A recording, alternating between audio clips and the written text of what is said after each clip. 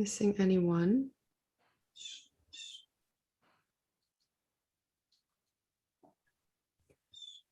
Okay, and I believe many of our partners on the advocacy side are here as well.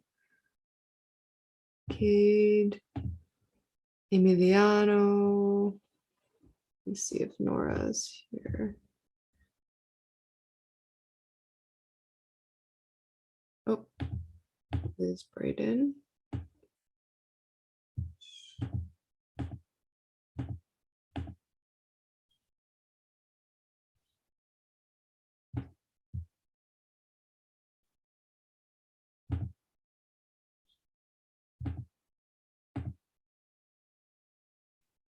Okay, welcome everyone.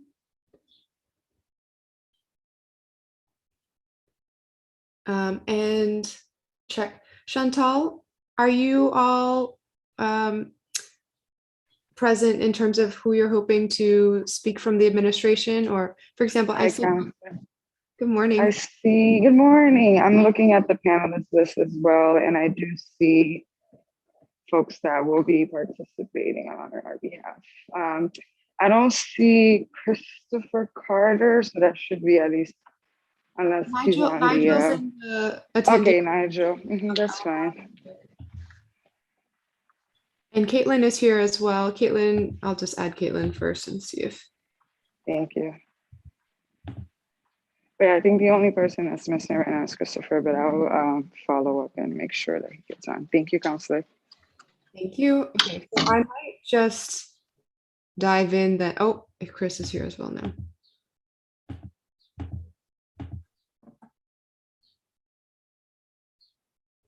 Okay, is Counselor Braden in the main room? I keep trying to add her from here. Did she make it in yet? All right, let me try one more time on this side.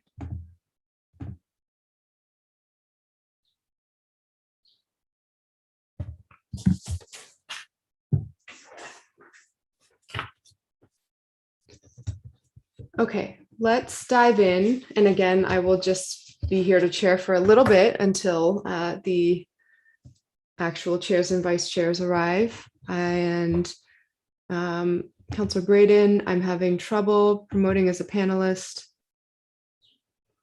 And then from our advocate partners, are there other folks who are expected, who we should be waiting for or adding from the attendee room? Good morning, Councilor. No, I think we're all here. Okay, great. Okay, then I will commence. Is it Carrie or Candace on the? Good morning, Madam Chair. It's Carrie. We're ready to start when you are. Okay, thank you so much. Let's dive in. Good morning, everyone.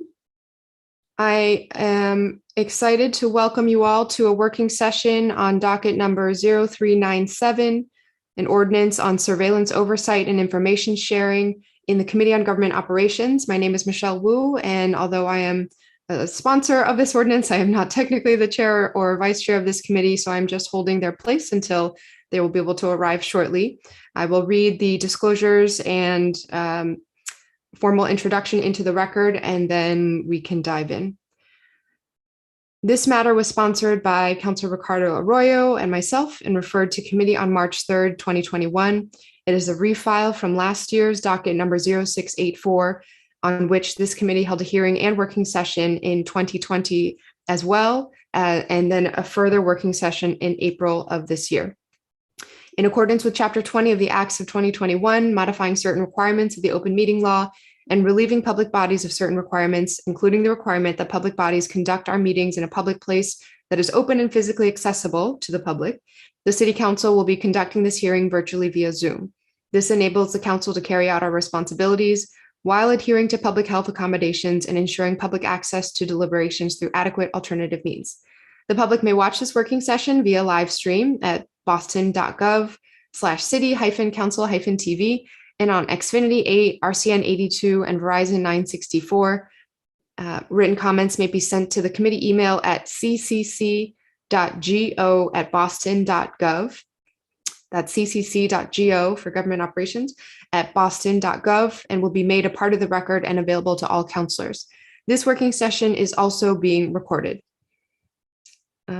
Okay, so before we begin, again, I'm just doing this on behalf of the chairs who have very kindly provided this. Before we begin, I'll provide a brief overview of what this legislation seeks to do. This legislation establishes standards for surveillance oversight and information sharing.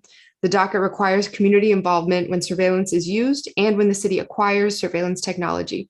The legislation limits information sharing between Boston Public Schools and the Boston Police Department. As initially filed, the legislation required that the mayor establish a surveillance use policy that applies to every city department and that the city council approve the policy.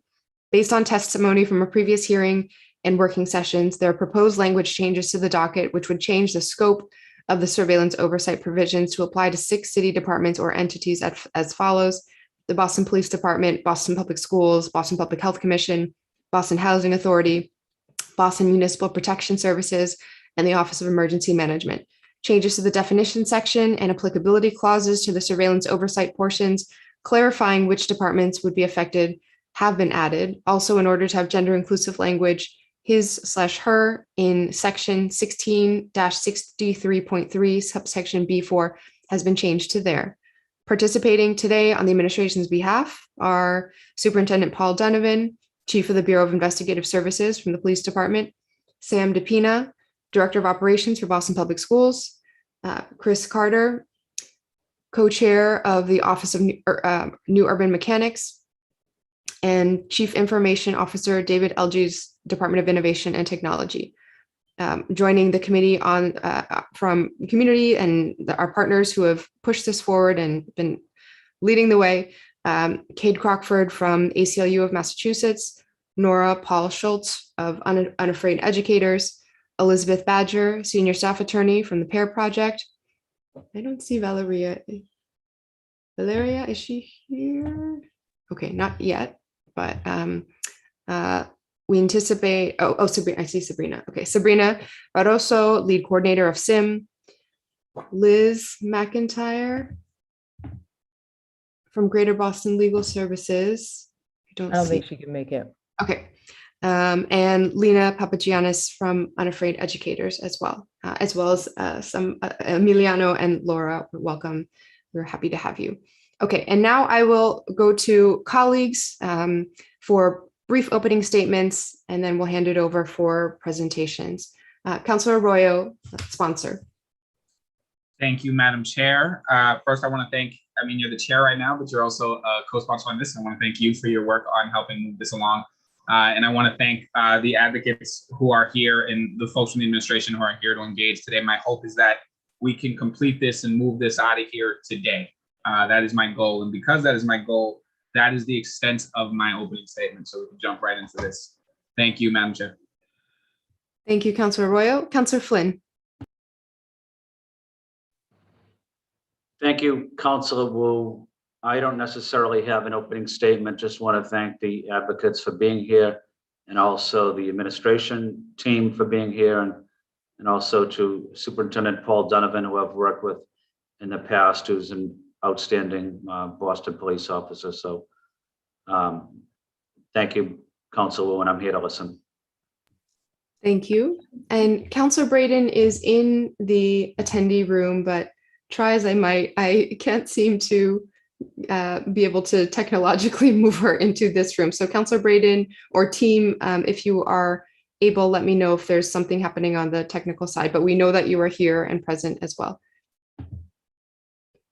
Okay, so I am informed by the administration, I believe Chantal has let us know that there's a red line version available. Is that correct? Yeah, that was sent 2 days ago, and I know Michelle sent it to the council alongside with the other documents as well. Okay, let me just make sure. Do any of the advocates have this version? We do, yes. Okay, wonderful. So why don't we ask the administration to walk through some of the proposed changes if I think let's start just for 30 seconds at a high level. If there are any major sort of big picture concerns, and then we can dive in and go line by line. So who would like to start on behalf of the administration?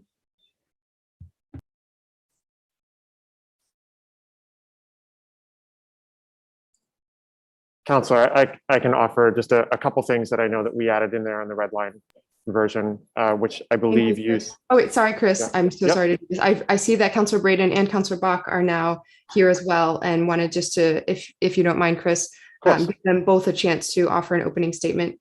Councilor Braden, are you able to speak?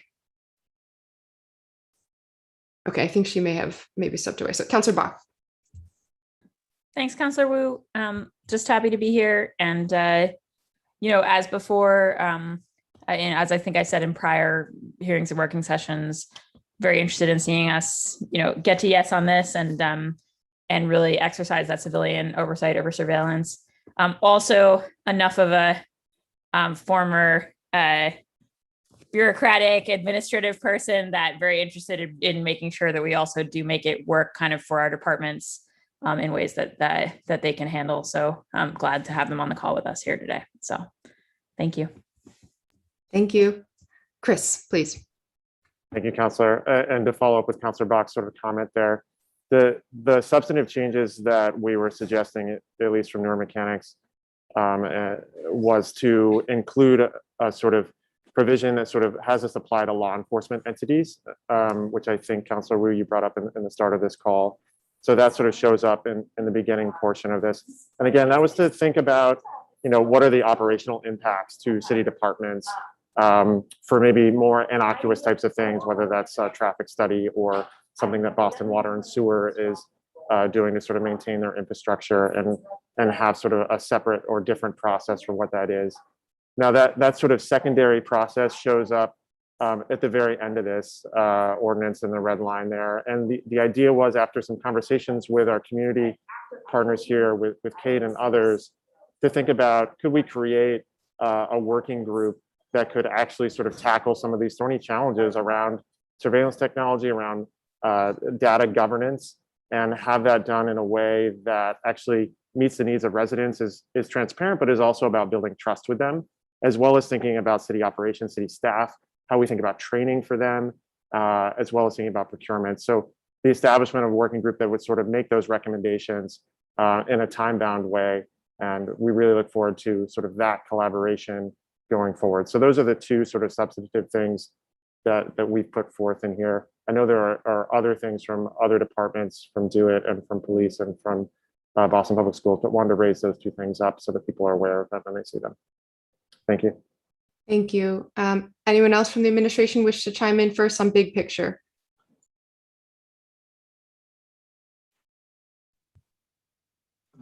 Councilor Superintendent Donovan here.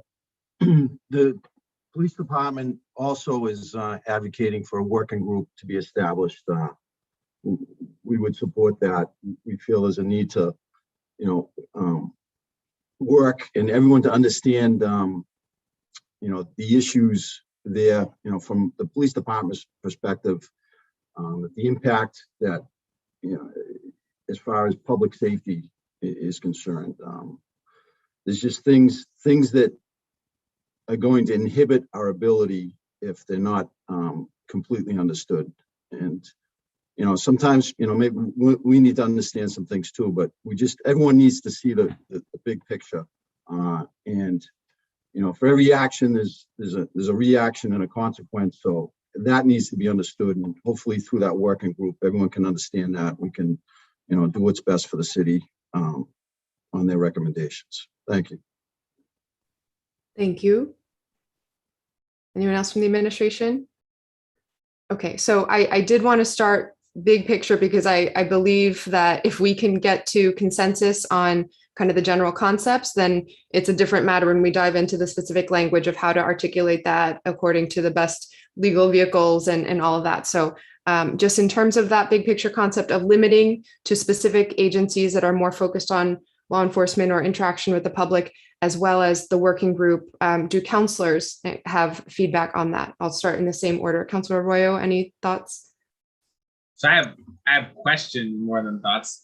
What I will say is I actually did go through a side by side, printing them out, red line versus red line, And I think when we get into the weeds a little bit, I certainly have a lot to say, but I think on the other stuff, I just have questions right now about what they envision this working group to be and whether or not they're expecting that to be sort of a safety valve where they can get rejected by the council, but then get approved by this working group. I'm trying to figure out exactly what the limits of that working group or what the goal of that working group actually is. Okay, great. So we want to make sure there's some sense of, if there is a working group, guardrails around making sure it's not a loophole to in the larger picture. Exactly. Okay, great. Councillor Flynn? No questions, Council.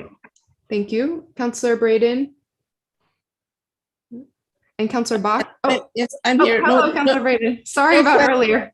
No questions. I was late jumping on, so I will just listen and I'll come back if I have more questions. Thank you. Okay, wonderful. Thank you. Councillor Bach? Yeah, no, I think probably I've just pulled up the red line, but haven't had a chance to review it yet. So I think working through that would be helpful. Great. Okay, and then on from advocates, thoughts on the big picture of working group and limitations to specific agencies. We are comfortable with limiting the ordinance to specific agencies. I had a conversation with Chris and his team about this last month, I think it was, and we discussed the possibility of the advocacy groups and folks in the administration working after we get this ordinance passed to think about what a different kind of oversight and transparency framework might look like for city agencies that are not engaged in the kinds of surveillance that departments that have policing functions engage in. And so, we're comfortable with that. On the other question, I have similar questions to those that it sounds like Councillor Arroyo has about the working group, the function of it. It's really not clear in the red line that we received whether or not the working group is supposed to provide merely an advisory role or has the power to provide advice to the mayor, who would then have the power to override a decision made by the council. So I would just want to make sure that there's clarity in the language on that. But if it's just an advisory body that serves essentially to flesh out disagreements about some of these issues and provide information back to the council and the administration, I don't have any objection to that. Any other comments from our community leaders and advocates? Okay, Chris? I just wanted to point out one thing, Counselor. There are two working groups that show up in this red line. So just so folks are aware, if you're looking at this for the first time, there's one that shows up called the Surveillance Oversight Working Group that has a connection to the police department there. At the very end of the ordinance, there is the establishment of a broader working group to what Cade was just referencing, sort of the work ahead of us for these other city departments. What is sort of the process that we go through to make sure that there is something there for how they're using data and how they're using technology. So there are two separate working groups that are called out here. They have different functions. I think we are lacking maybe imagination on wording, and that makes it more confusing by calling them working groups. But just making sure that people are aware of that, two separate things that sort of show up here. Okay, so I think at this point, it might make sense to dive into the language, and there's already, as I'm scanning through some pieces that get to this question of what exactly the role and authority and limitations are. Michelle Goldberg, is it possible if you might potentially screen share with the red line version and help us scroll down? No problem. One sec. Thank you so much. Madam Chair, can I make a request that if possible to have both of them sort of side by side? I think both of them.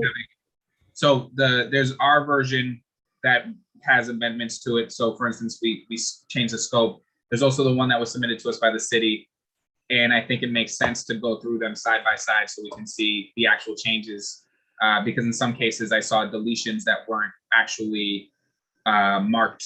And so it's tricky to try and measure that when the one that they redlined has things that are missing, but some of them have cross throughs, some of them don't, basically strike throughs. Okay, Michelle, do you feel like you have both of those versions and would be able to put them both up, or do you need one to be sent to you or the other? I have both. I'll do my technological best to put them up. So. Thank you. Sorry to put you on the spot.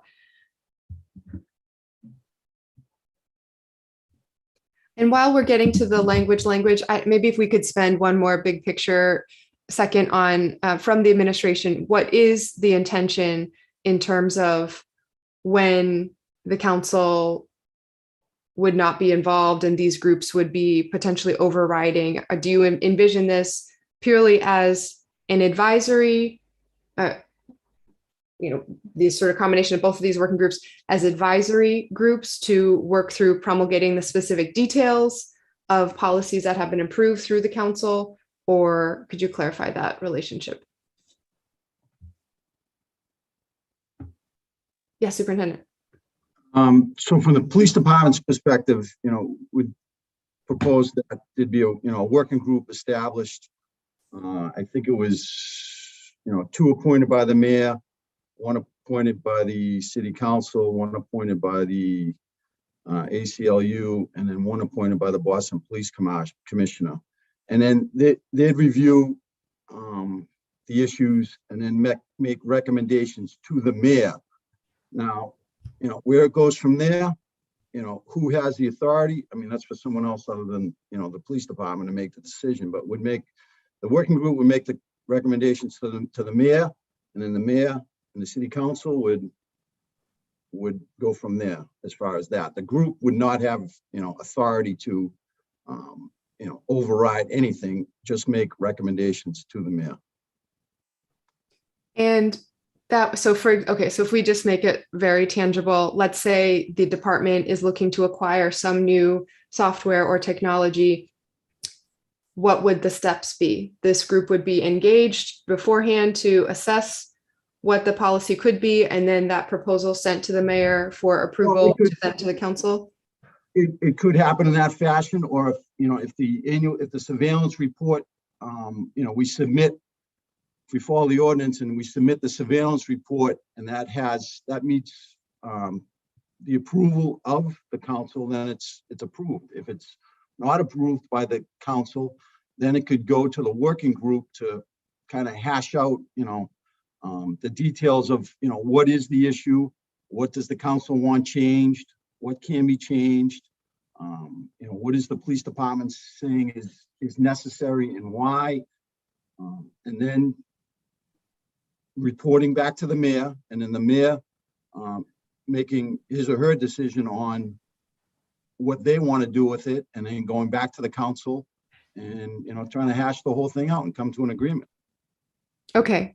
That's helpful for my understanding, and I had seen in the administration's red line version, there was one major strike through around surveillance use policy, taking out the approved by the city council line, which seemed to me so there's still questions of, okay, well, once this group has proposed something to the mayor and the mayor then has it, does the council get a final vote on that?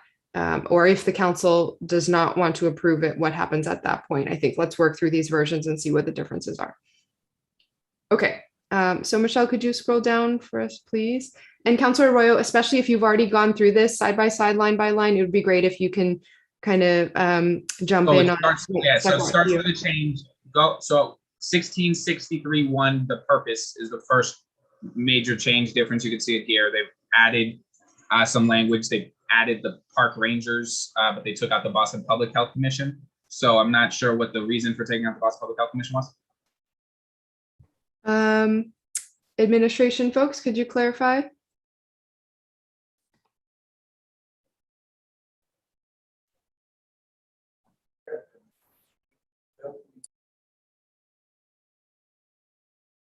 Go ahead, go for it, Chris, just jump in. Yeah, I honestly don't know why that got removed, so someone else might be able to speak to that. I think Boston Public Health Commission, if they have a law enforcement entity there, that could certainly fall in here.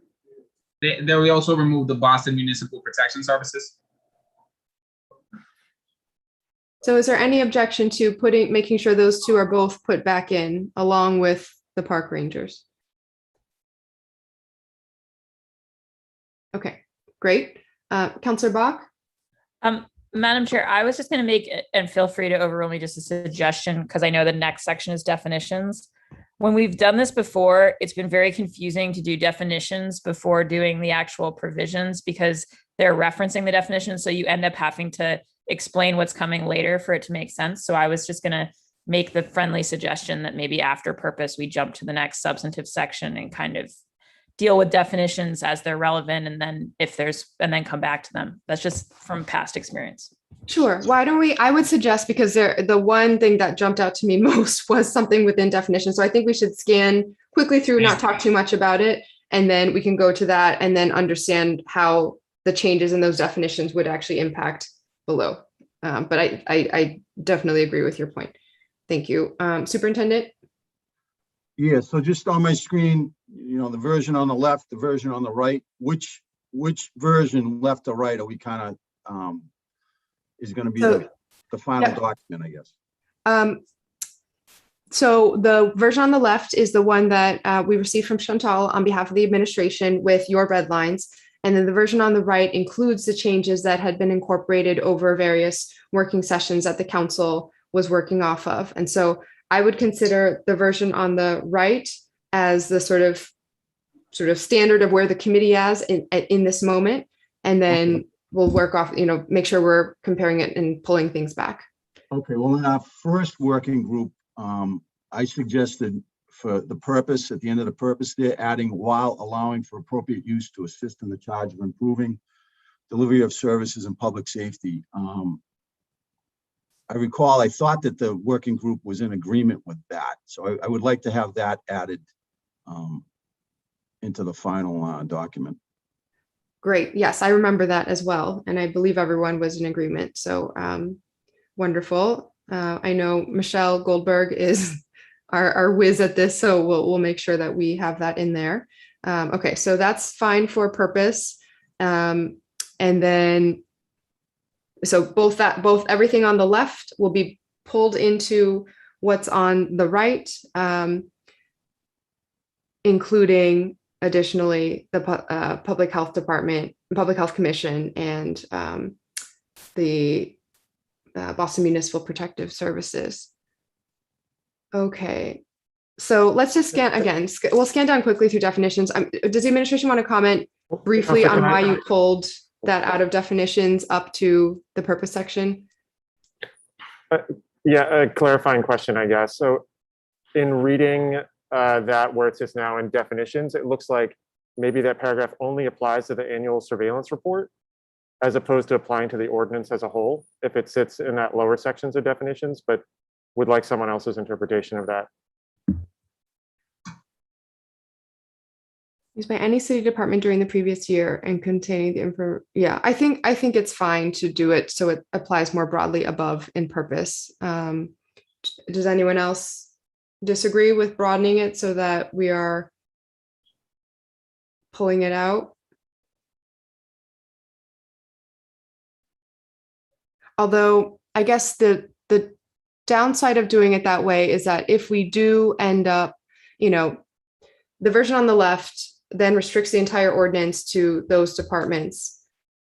And if there are additional provisions that are generated related to the other departments or supplementing it in some way, then we would have to specifically specify that other provisions in the ordinance also apply to those departments, rather than saying broadly this applies to everywhere in the city, but the only departments that need to produce a report are the ones that are listed out there. Does that make sense, Chris? I think that's what the difference is. It does, but I think there's multiple parts of the ordinance, right? It's not just an annual surveillance report. There's surveillance use policies and other things.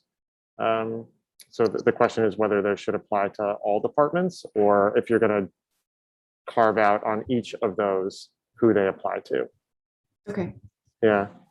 Got it. Okay. So Michelle, could you keep that in our parking lot? And as we go down through, we'll make sure that we get to the understanding where I think we're all on the same page that broadly we want to be able to start with these departments having certain requirements as laid out here, and then with the potential for broader policies that apply everywhere else as well.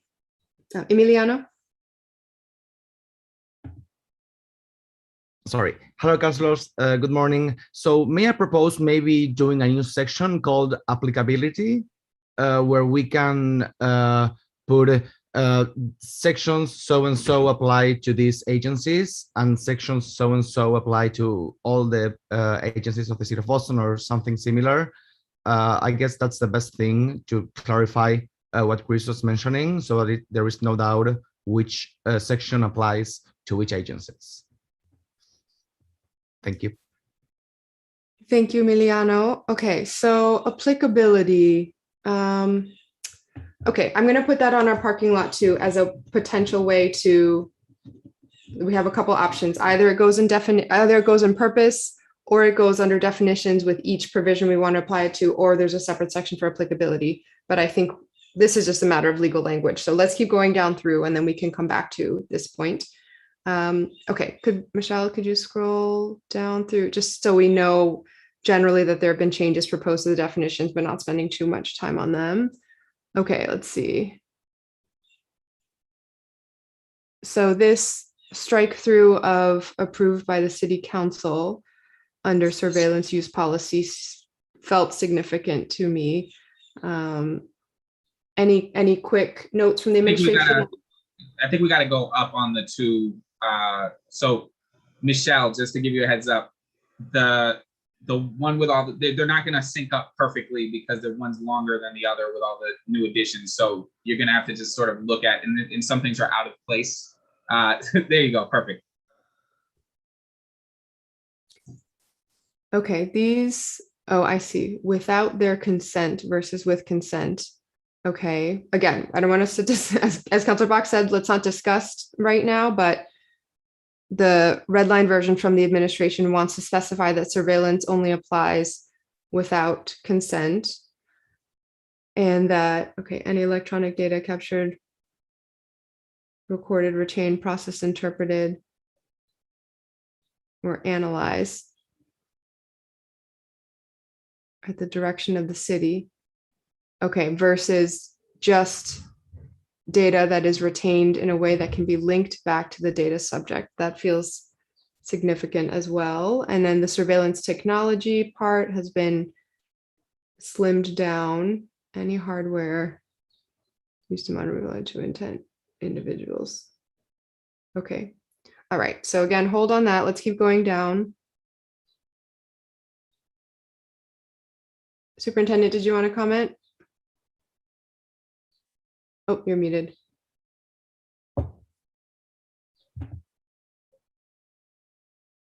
Oh, sorry. Let me see. Are you able to unmute this way? Yeah, I'm sorry. Okay. So I'm just, if you scroll back up to the definition, the description of data there, I mean, that's, if it can be traced back, so that's, yeah, surveillance data linked back to the data subject. That is basically every piece of information that we take in. I mean, data is information for us. You know, information, we use data, we use information to develop our deployment plans and our investigative strategies on incidents and crimes. Without that, you know, we're operating in the dark. You know, we're going to be taking a big step back here from a deployment and investigative, you know, perspective, just on how we do things. You know, right now, the police department, the city of Boston, you know, we're ahead of the curve as far as, you know, the surge in crime. You know, and I think in part that's largely due to, you know, in certain sections of the city anyways, it's the cameras. The cameras give us a tremendous ability to solve crimes. We're really dependent upon them. And if we lose that ability, you're going to see an increase in crime because we aren't going to be solving crime. There won't be a deterrent to crime in areas where people know that the cameras are there. If they commit a crime, it's likely that they're going to be identified and apprehended. Okay, I want to make sure we are quickly scanning through. I can see that these are very significant changes to the definitions, which will be have a big impact on the scope of the ordinance as written. But let's hold on this because this is going to be a big discussion. So let's keep going down through and we will make sure to return to the definitions because that at the end will be a very foundational piece. Okay. And just quickly on this surveillance use policy, the strike through about council approval. Does anyone from the administration want to just clarify, is this because something was changed elsewhere or is this referencing the working group, just so we know very quickly?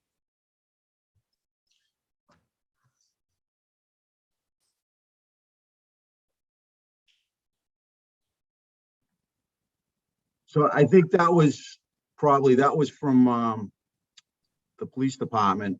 It just, historically, we've run everything through the mayor's office, and the police department would like to continue that, to run things through the mayor's office, and then the mayor and the city council can work things out as they have in the past.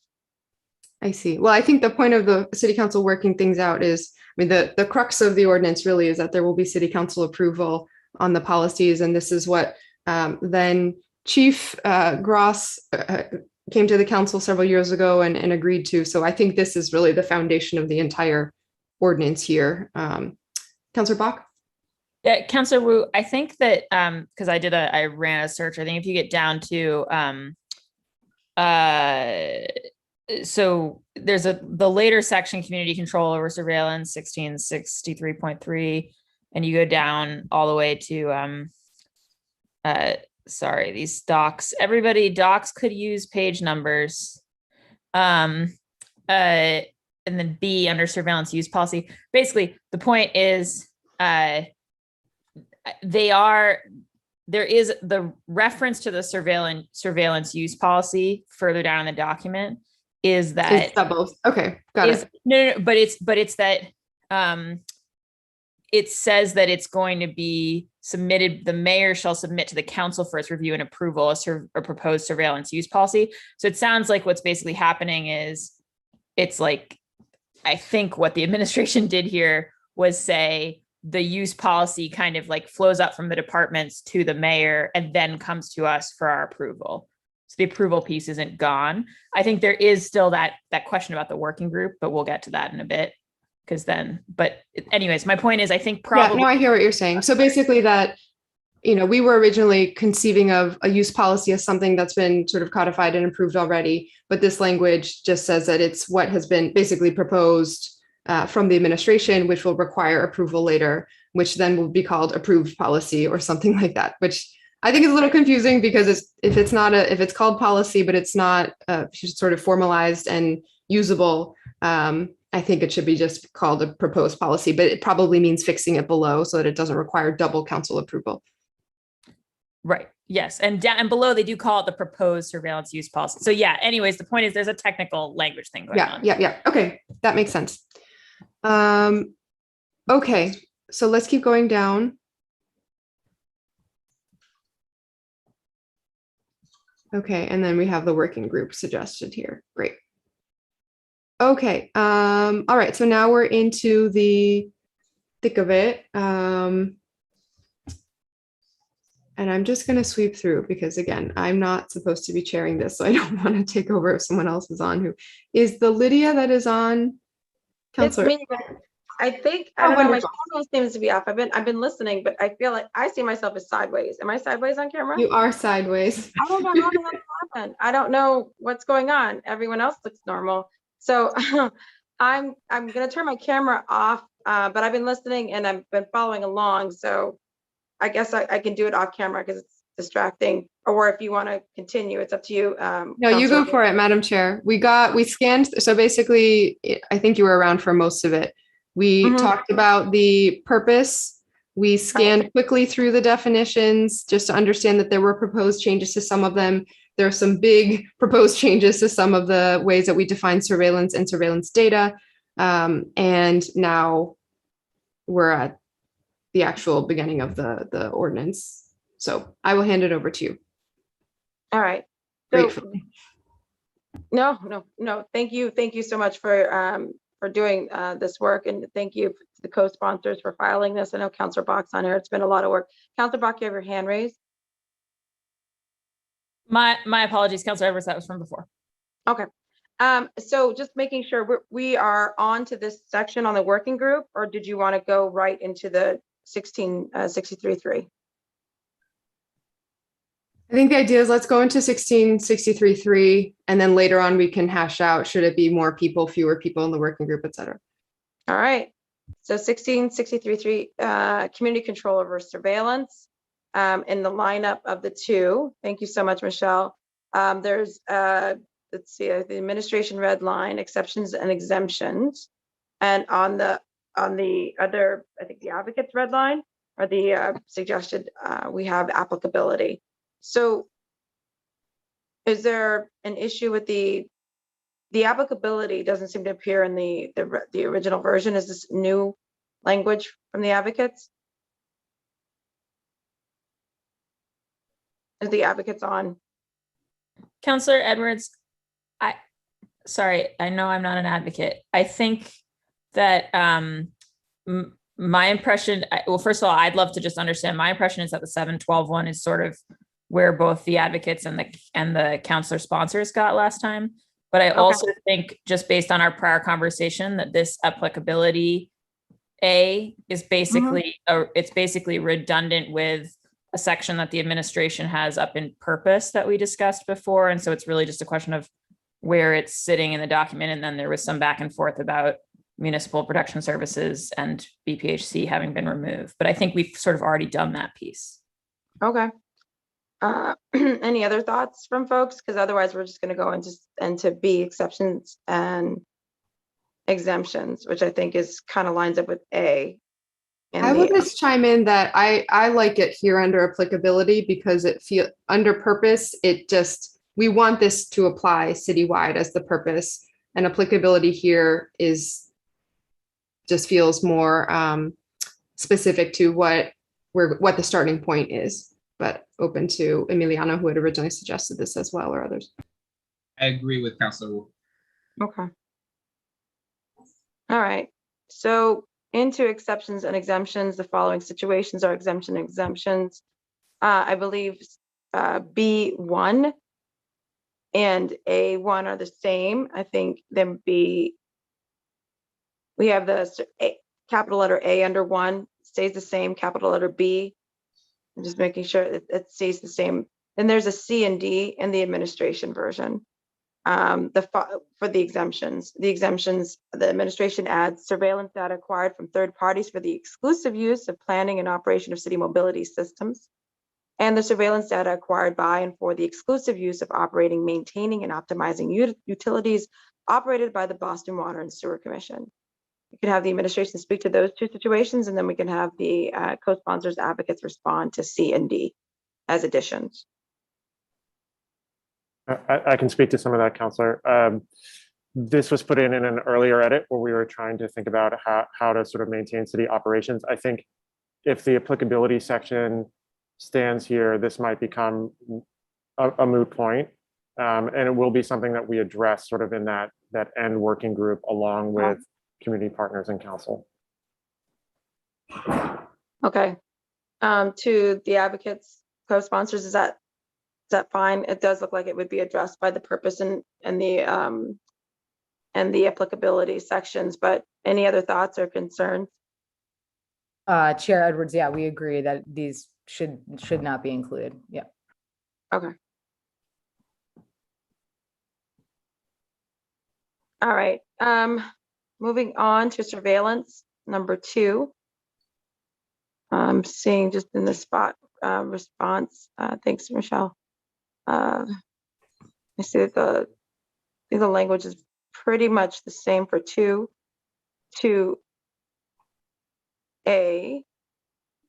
to B, then we get to 2C, manually operated. The words non-wearable is taken out.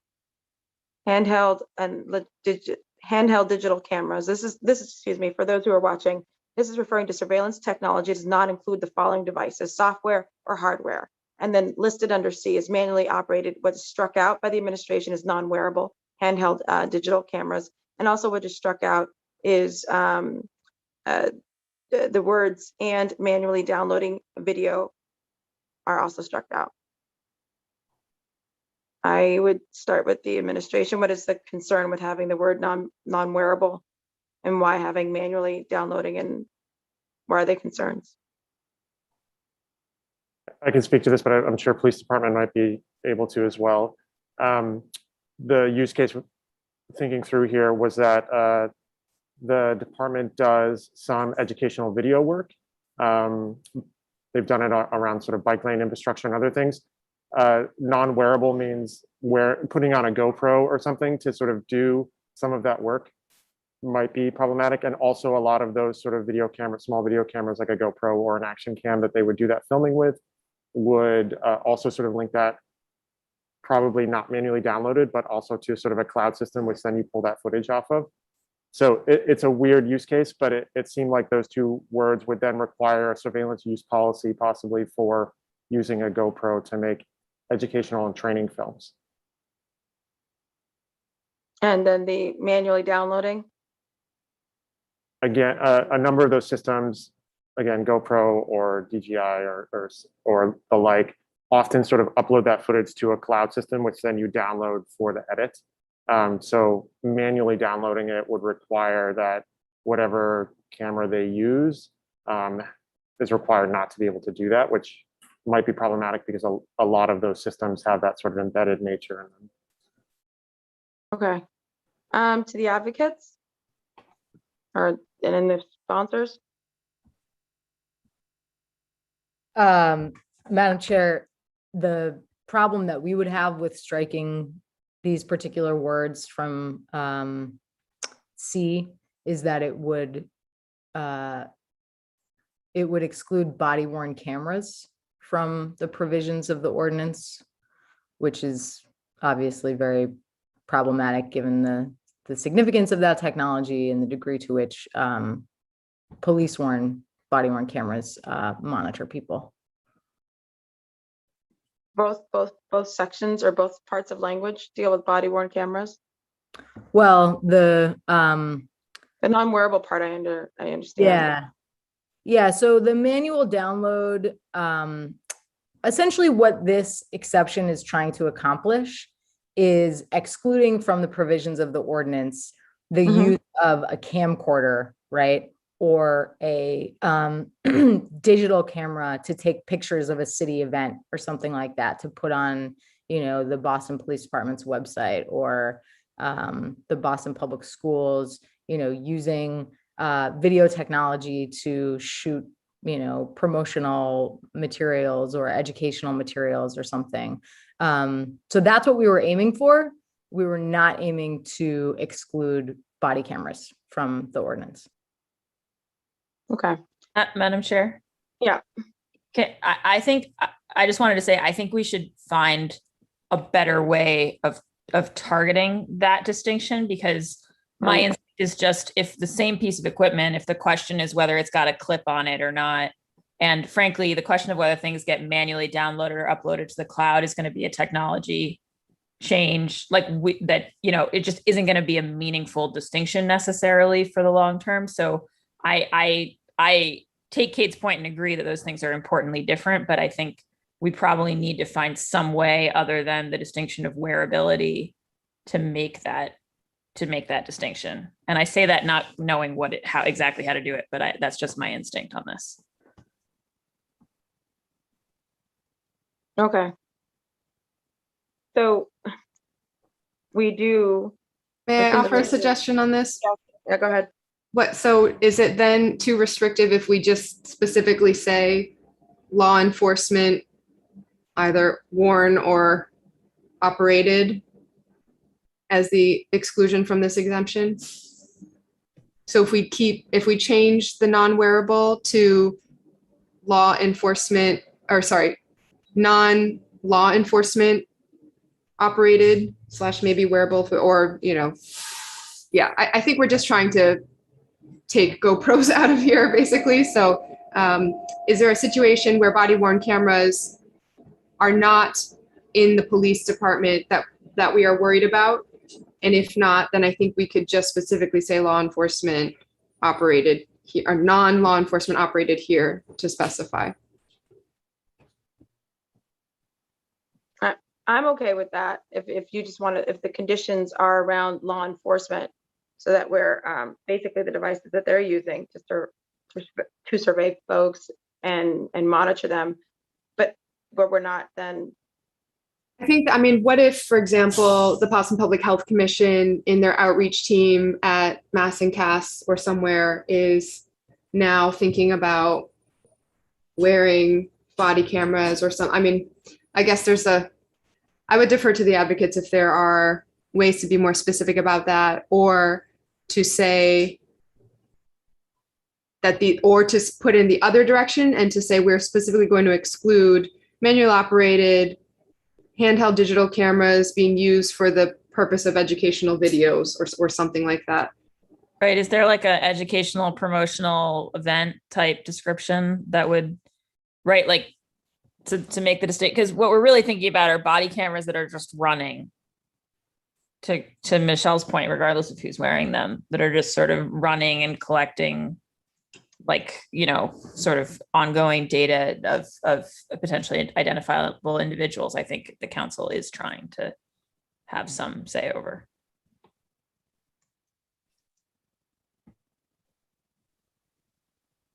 all right. So Madam Chair, can I suggest that we try to come up with some language? all right. And kind of put this in a parking lot and come back to it at the end of the meeting. Perfect. Thank you. You're welcome.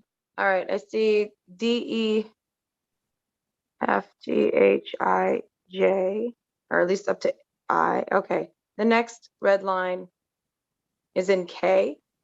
Cameras installed on city property solely for security purposes is the clause, and the word, the administration is struck out solely.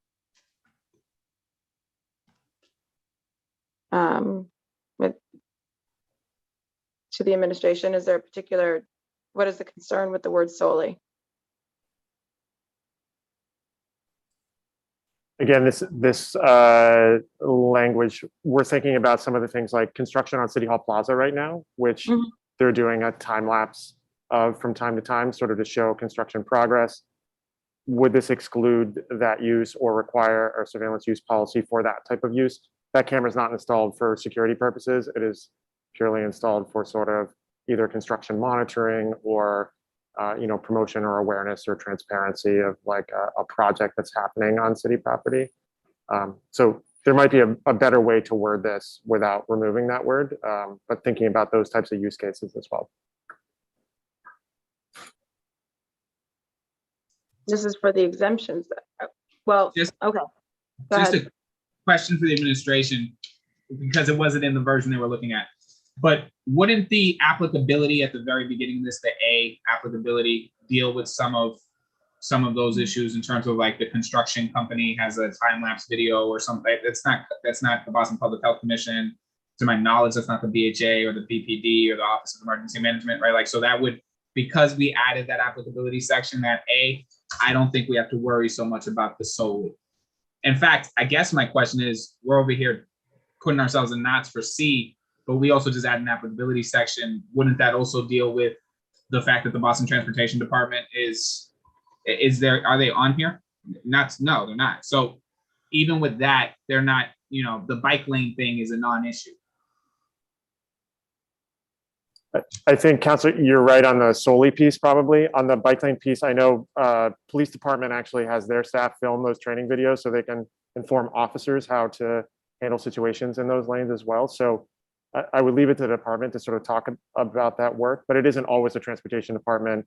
I know they do it for the cadet program and other things, and they have a media production team there. I don't know if those people that do that production are sworn officers or not, or how that applies to civilian members of the police department. Probably some language there, as Cade was sort of recommending. I think we can come to find some good language that would sort of meet those needs there. On this line around sort of this component, I think you're probably right. The applicability maybe does sort of make that not a non-issue, assuming it's not municipal protective services that are, I guess, installing the camera for people.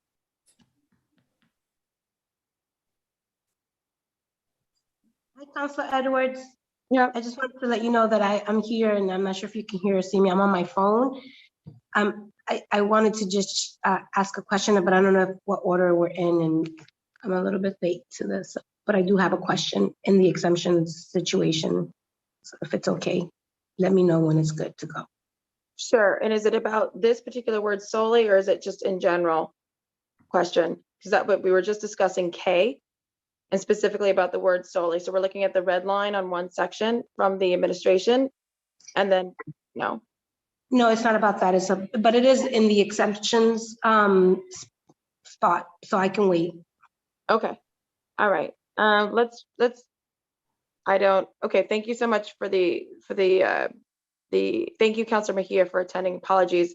My camera's off because for some reason I'm sideways looking, so I didn't see a lot of other folks who joined. So my apologies. But on K, I actually agree with Councilor Arroyo. The fact that there's been some exemptions and some very clear definitions of where this will apply, if the applicability language is what we adopt, I think we're going to be okay with any overlap or concerning issues that the administration is bringing up several times. Unintended consequences, I think, was used in some of the other language. So we're going to go ahead and go on to, if you can scroll up, I think, to the next red line is O. So there were several exemptions with the administration, or excuse me, that we had. The administration has now added O, P, and Q. O being technology used only pursuant to lawfully issued search warrant or other court order or technology which is typically used only pursuant to a lawfully issued search warrant or court order which is used without a warrant only during exigent circumstances as an exemption to this surveillance. And then also record systems which do not automatically collect data. And then finally, devices exclusively used for the purposes of detecting radiation. I will go to I guess my biggest question is what is the conditions of a search warrant or of a typically used search warrant situations? What is the distinction for O? That would be my first question to the administration. Councilor, so just, I mean, anytime technology is being used in a search warrant situation, the court, a judge is reviewing that and a judge is authorizing that. So as far as oversight, there's strict accountability and oversight through the court system for the use of that technology. So it's kind of, if I don't know if the council is looking to restrict it beyond what the courts have found to be permissible, but we're following the law. We're following case law, court decisions. It's approved. We're working with the district attorney's office. The district attorney's office is reviewing these search warrant applications, and then we're going to the court and getting judicial review and approval before taking any action. Madam Chair. P would be, so there's a question of just, so again, data and information, you could be talking about virtually everything we do. So our Mark 43, our record keeping system, that does not automatically collect data, really. It's all input. So is that subject, Mark 43 system, is that subject to this ordinance? Our booking system, again, that's not, it doesn't automatically collect data. It's, that's persons who are arrested by the Boston Police Department. And then, at the booking process, their personal information and information related to the crime that occurred is then inputted into the system. Does this, pertain to that? And then just the radiation, I'm not really up to speed on that system, but that's for, terrorist related incidents, where in for, just say the marathon, when the marathon or other large events are run, they'll go through the area with a system that could detect radiation. Is that going to apply to this? And, any restraints. We're just trying to, if there's going to be an exemption, that's all we're asking for is exemption for those things. Okay. Do you, and you don't think first of all, I mean, I'll ask the advocates about whether if there's already an issued search warrant or a court order, which would lend me to believe that there has been some sort of vetting and some sort of permission asking in terms of the violation of someone's privacy because they've been checked by a court. Does that feel comfortable, or does that make sense, or am I incorrect in that process? Thanks, Madam Chair. So we strongly object to including O, and I'll tell you why. Obviously, technology moves much faster than the law, and we've seen in a variety of areas. I'll just give you one example. These devices that are called stingrays, they are devices that allow the police or the FBI or other members of law enforcement to trick cell phones into thinking a cell phone is communicating with the cell phone network, with a cell phone tower, when actually they're communicating with the police. And these devices enable the real-time tracking, physical location tracking of cell phones, as well as some models even allow for interceptions of communications from those cell phones. So this technology started to be used by police, 15, 20 years ago in some places, but because of a concerted intentional strategy on the part of the FBI, judges and courts and defense attorneys and defendants were not even made aware of the existence of this technology until organizations like the ACLU and journalists started asking questions about it, and defense attorneys started filing discovery motions in court. So that's an example of a situation in which law enforcement essentially was engaged in, a conspiracy of secrecy, basically, to shield the existence of a technology that would be subject to this ordinance from judicial scrutiny. And we've seen that pattern in other cases too, like with facial recognition, for example, which by and large has not been, the use of which by and large has not been disclosed to criminal defendants in courts, including here in Massachusetts. So, that's just one reason why we would strongly object to the inclusion of O. Another is, the council in its wisdom elected last summer to ban the use of facial recognition technology in the city of Boston. Courts, as you know, and all the attorneys on this call know, tend to have a binary response to Fourth Amendment issues. Either something is constitutional or it's not. They don't make policy decisions about what technologies are appropriate for specific communities. And so, those are the two big reasons why we would object to this. The other is that this would essentially shield, a large portion of the technology that is in use by the Boston Police Department from city council oversight and public scrutiny. And I think, for the reasons that I've described and for others, that's a major problem. With respect to P, that would shield the gang database from council oversight and scrutiny. I also think, the existence of the MACH 43 records management system is something that should be discussed publicly and approved by the council, in part because technologies like those often include add-on functionalities, including things like quote unquote predictive policing, which is a very controversial tool that police in many parts of the country have used. And then with respect to Q, I don't necessarily have a problem with this exception. I don't love the way that it's worded because it says exclusively used. It doesn't necessarily say that the technology is not capable of doing other things. So we might just want to look at the language there. But in theory, I don't object to Q. Okay, so why don't we park Q for another time? There's just Yep. Counselor, can I just say one thing? Of course.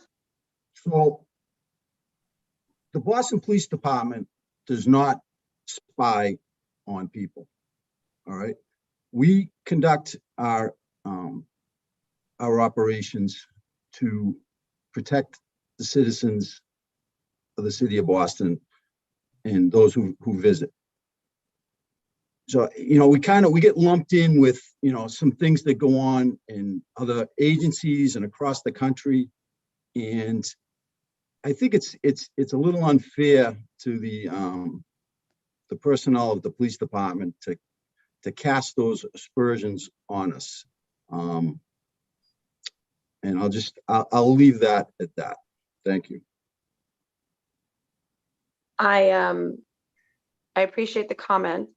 I think that the goal of this is to really get to how to make sure that we trust and move and are protected by public safety workers who work for the city of Boston, obviously as police officers, and work for all of us.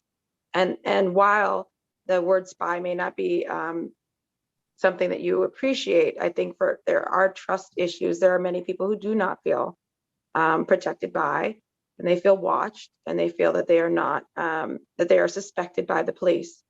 And so I actually think this is a very important work to make sure that we rectify that relationship and hopefully put us in the best position possible. Again, this is not telling you not to do your job. This is making sure that we're very clear about how the job will be done. So just looking at I'm going to ask again of Kate and the advocates. There's no check outside of the city council that you would be okay with in terms of the exemptions. So if they had a valid search warrant.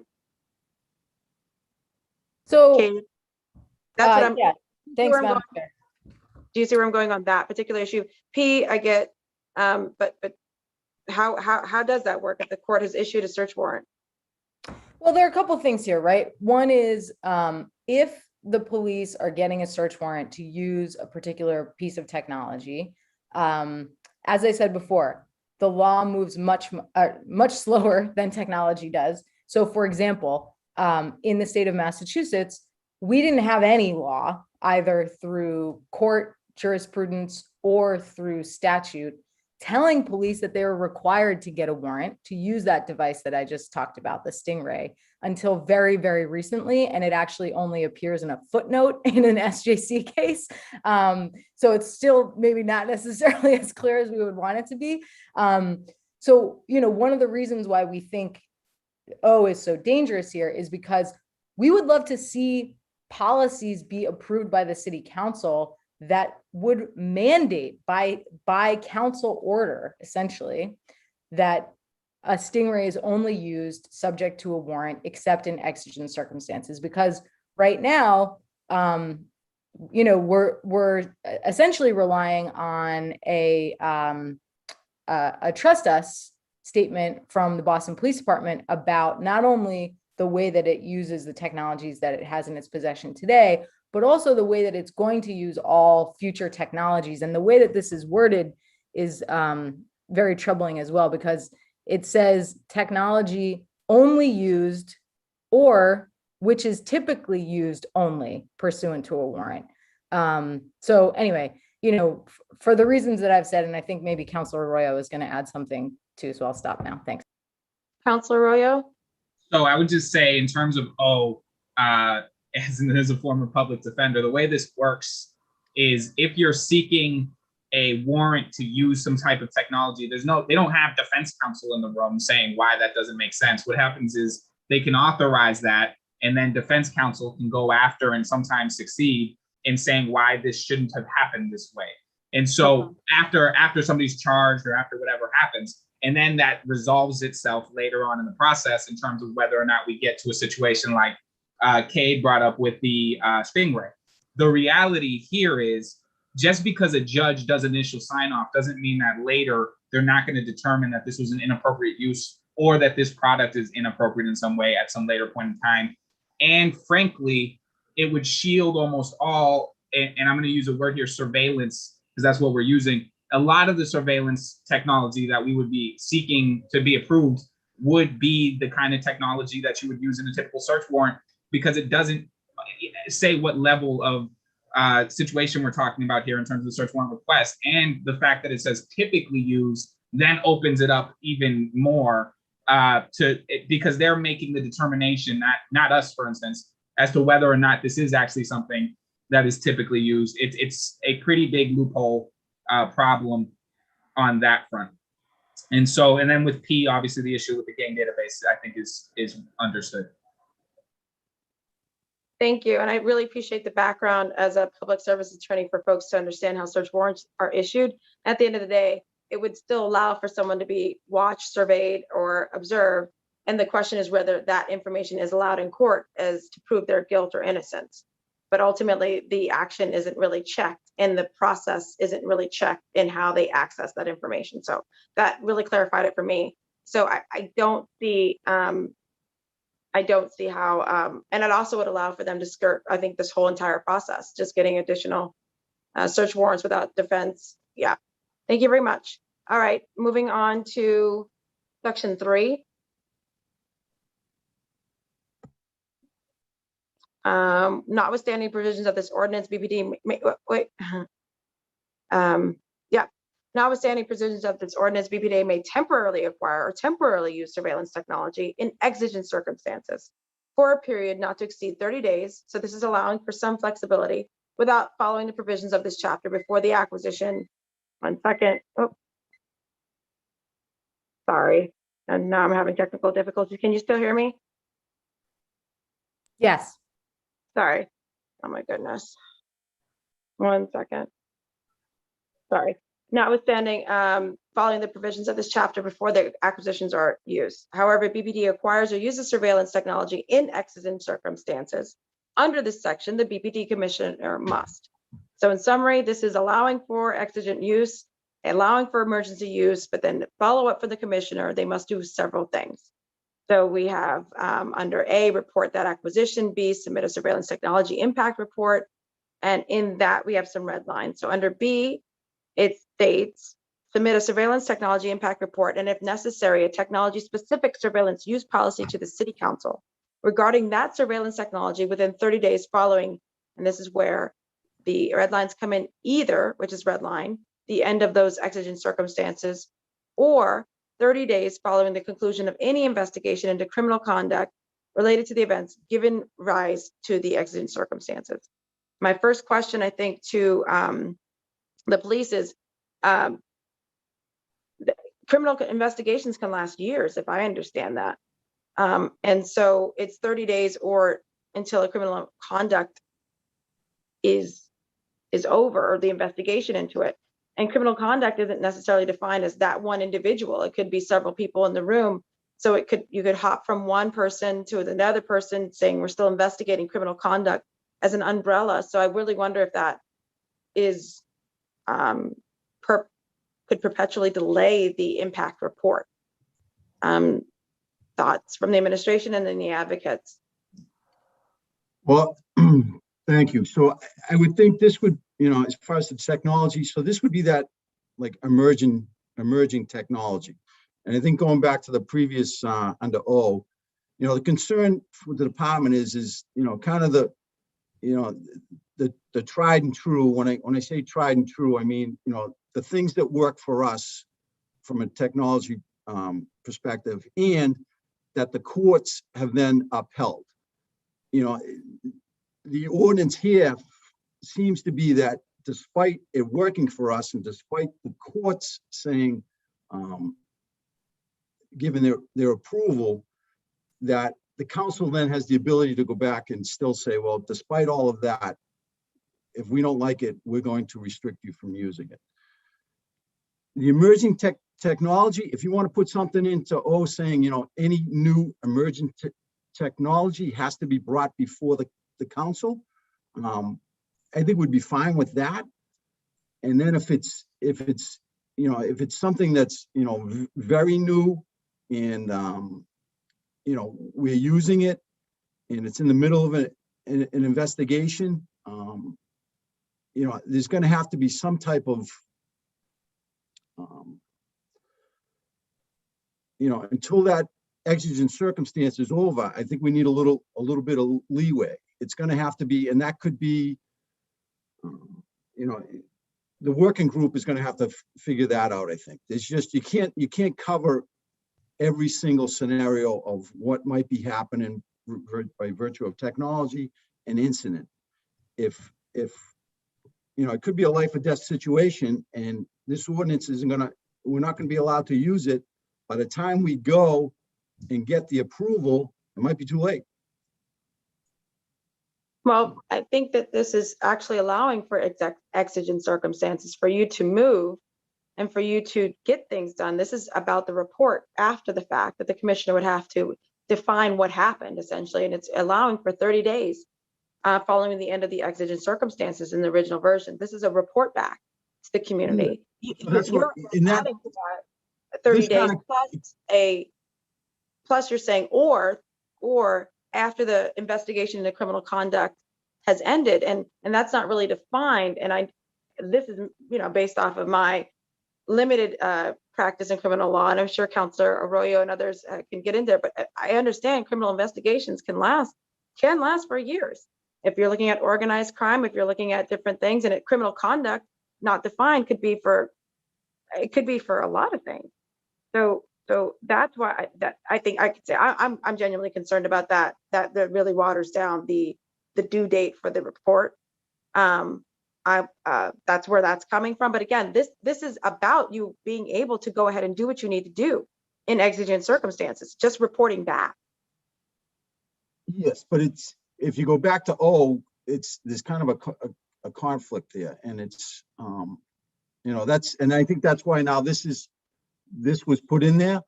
And it's just the broad nature of this ordinance, it's impossible to cover all the different scenarios. And that's kind of our concern, is because we're faced with so many different scenarios that in any given time, this is gonna tie our hands, and we're not gonna be able to do what we need to do to provide public safety at that time. Madam Chair, might I? Go ahead. So I think you were exactly right, Chair Edwards, when you stated that the purpose of this section is actually to allow the police to use surveillance technology that is not approved by the council in emergencies. And that is very clear. But an emergency does not last very long. Typically, there's typically a very defined beginning and end to exigent circumstances. That's what makes them exigent. You know, I think a great example, to use Superintendent Donovan's, is the Boston Marathon bombing. This ordinance would authorize the Boston Police Department to, for example, borrow surveillance technology from the FBI that has not been approved by the council in immediate response to an emergency like a terrorist attack. What it would not authorize the Boston Police Department to do is to then shield from council disclosure, public disclosure, and oversight that technology and the use of that technology for, as you mentioned, Madam Chair, the duration of a criminal investigation, which frankly could last forever. I mean, you know, we frequently hear from law enforcement that they can't disclose records pursuant to the Public Records Act, for example, because of an ongoing investigation, obviously a determination that's made entirely internal in the department with no outside scrutiny, oversight, accountability, or transparency. So that's our concern. We think that, you know, this section is very clear, that it very clearly allows the police to use unapproved technology in true emergency situations. But then all it says is you got to come back to the council and tell folks what you did. Councilor Edwards, I just wanted to let you know, I'm sorry. One second. Councilor Mejia, I apologize. You had a question about the exemptions, so go ahead. And no, that was a while ago, and I think most of it has already been answered already. So I kind of wanted to just let you know that I've been notified that the live stream is not working. So folks who are tuning in are unable to do so. So I just wanted to give you the heads up on that. Thank you very much. And I'll text with Carrie to see if we can fix that. Appreciate it. I can't recall someone. Oh, Councilor Arroyo, you raised your hand, and then we'll go to the administration afterwards. I think that was it. Yeah. Go ahead, Councilor Arroyo. Yeah. So I had two issues here. One is already been well touched, which is that investigations can literally last years. In fact, in some cases, I've had folks under continuing investigation even as we're winding through the legal process, right? So like that's a very opaque sort of like, that could be 10 years from now, 3 years from now, a year from now, or 6 months from now. Who knows when you're going to conclude an investigation? It's also a determination completely made by BPD. Nobody else gets to decide when they quote unquote concluded an investigation except for them. The other issue I have is in the language specifically that says conduct related to the events giving rise to the exigent circumstances. And the reason for that is with Afghanistan sort of in the news every day, if you want to look into this, is like the 60 words that authorize sort of endless war. And it basically is this. It's the idea that conduct related to the events of 9/11 allow us to continue to do things even against organizations that are well after 9/11. And it's caused this sort of endless loop. Criminal conduct related to the events giving rise is pretty broad. I have no idea how we would define criminal conduct giving rise to the exigent circumstance, or when we would say that those related events are concluded, because the related events aren't even the investigation. So that's those two things are sort of a problem, because it's two separate pieces to me. It's the conclusion of the investigation and or into criminal conduct related to the events that gave rise to that circumstance. Right. Okay. I think the goal again is to make sure that there is an avenue to act immediately with technology that's not approved. That goal is still met. This language, I think, ultimately waters down the ability for BPD or for folks to hold law enforcement to come back to us with information within a timely matter, 30 days. Is there any movement or concern about the 30 days? Is there, if you felt you needed more time, that might be something that might be, but I can't see how we would just allow for the open-ended, never defined deadline for a report back. But 30 days. So the language will be within 30 days following the end of the exigent circumstances. Is that correct? Yes. So it could actually be more than 30 days after the use. Yeah. Okay. It could be. Okay. It's within 30 days following the end of the exigent circumstances. But again, this is, just to be clear, exigent circumstances, and maybe we should have a definition section for what that is. I don't know if we cover that later at all. Actually, You want to put that in the parking lot, Councilor Arroyo? Yeah, maybe in the parking lot. That's for later. For the Okay. definition, though, for exigent circumstances to be defined. Councilor Arroyo into the advocates. Okay. Next, going down into looking for the next red line. So we're at D, E, F. So D, I'm sorry, is again about exemptions for emergency situations.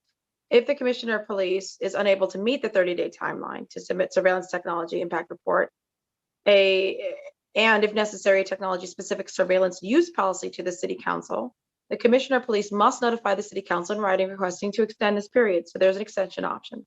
The city council may grant extensions beyond the original 30-day timeline to submit a surveillance technology impact report, and if necessary, technology-specific surveillance use policy. The administration added, if the council declines to grant this extension, the request for extension will be forwarded to the surveillance oversight working group, who will make a recommendation to the mayor. I can guess where you're going to go with that, Councilor Arroyo and Cade. Okay. To the administration, is it that you're just looking for an appeal process? Yes, basically, yes. That we'd go to the working group, where the working group could, hopefully come to understand the situation from a public safety standpoint. And then the working group, of whom only, one's going to be from the police department, would then make a recommendation to the mayor. So it wouldn't be the police department making a recommendation. It would be the working group, whatever that group is comprised of. We would ask that there's at least, one member from the police department on that group making the recommendation. Again, we're not making the final decision yet. Whether it even goes further, or if that's it. It's, that's the end of the story there. Maybe it never even comes out of the working. You know what, I think what would be helpful, because I could see how this would be frustrating if the city council refused to act, Councilor Arroyo, if councilors were too concerned with that. So maybe if there was a deadline, like, the city council must make, after an extension request has been put through, we got to take a stance. Because I could see also that never ending deadline of certain people might be concerned about taking a stance if there's exigent circumstances, another marathon bond. There might, you know what I'm saying? There might be some people who are not inclined to just go ahead and say yes or no. Yep. On the council. So go ahead. And I think we actually have later in this in this actual ordinance that we can't just hold this in committee when they bring something to us. If we hold it past, I think it's 60 days, then it just automatically happens. So there is already something like that here. But my one issue, and I don't know if you were here earlier where they described, because it's a little confusing, because I think they have like the same name. They have two working groups like kicked around in here. So there's one that's proposed by BPD, and then there's another one that's sort of proposed by the administration for the other departments, and they do different functions, but I think they're both actually referred to as the Surveillance Oversight Working Group.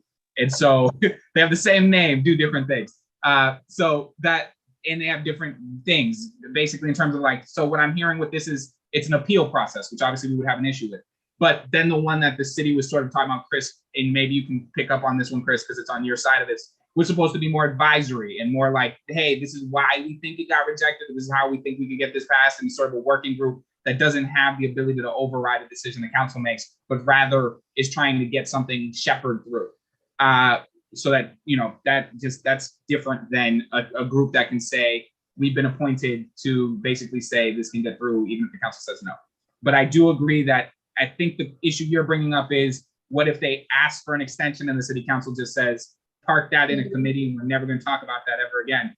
I do actually agree that's probably going to be an issue. So I don't think that there's since we've done it earlier, and I defer to the advocates on this, but I do think that setting a time limit for it would be fine for us to answer or respond to that request. Okay. We'll put that time limit for D for city action, city call in the parking lot, if you will, or whatever. I don't know what we're calling it. And again, I think we're still, from my coming in, there's still discussions about the working groups. The advisory ones seem to be a different discussion versus one that was kind of either a check or the appeal process to the city council.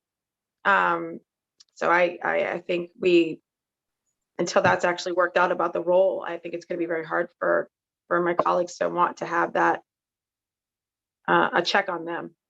But I'm happy to make sure that we have to respond and submit the request. So E, as red lines, it states currently any surveillance technology impact report, and if necessary, any technology specific surveillance use policy submitted to the city council under this subsection shall be made publicly available on the city's website upon submission to the city council, unless doing so would jeopardize the public safety or impair ongoing investigations. It's the suggested language, unless doing so would jeopardize public safety or impair ongoing investigations.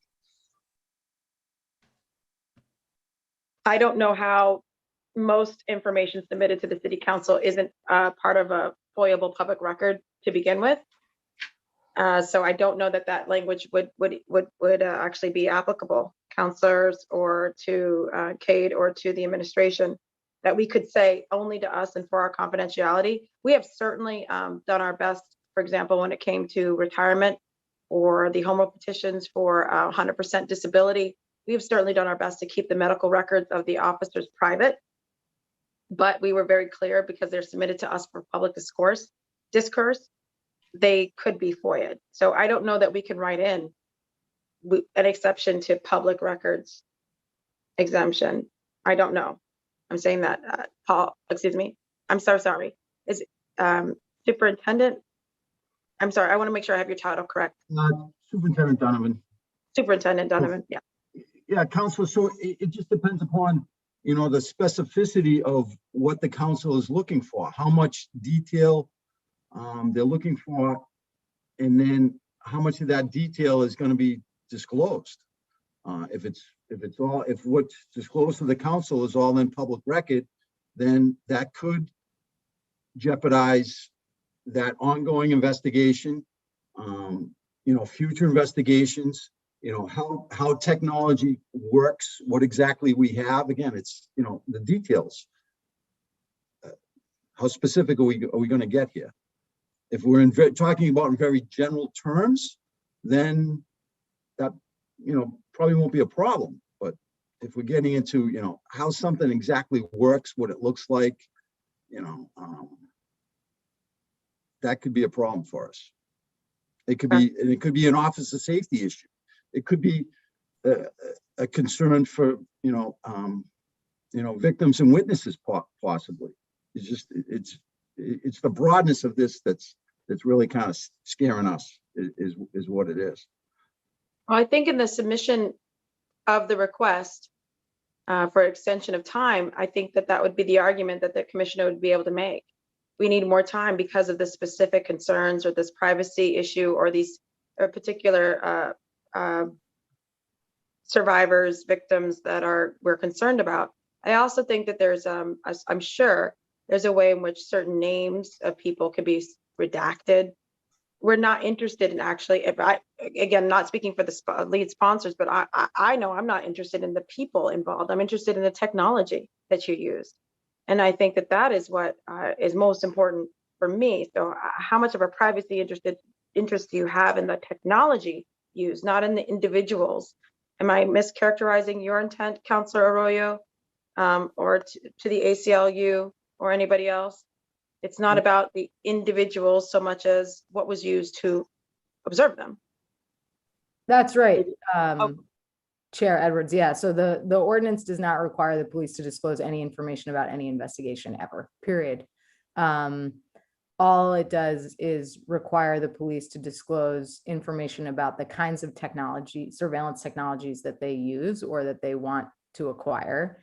So I think, you know, again, our problem with this language is that it would essentially exempt the police department from the ordinance because obviously the police department would at its sole discretion determine what kinds of information, which types of technologies, you know, transparency about would jeopardize public safety or impair an ongoing investigation. And just to touch on the example I gave before of the Stingray device, one of the reasons that the FBI gave for its secrecy surrounding the use of stingrays is you know, they claimed, James Comey actually, the former director of the FBI, publicly claimed that if the reason that the FBI didn't want police talking about this technology is because if bad guys, that's the phrase that he used, knew that the police could track their cell phones,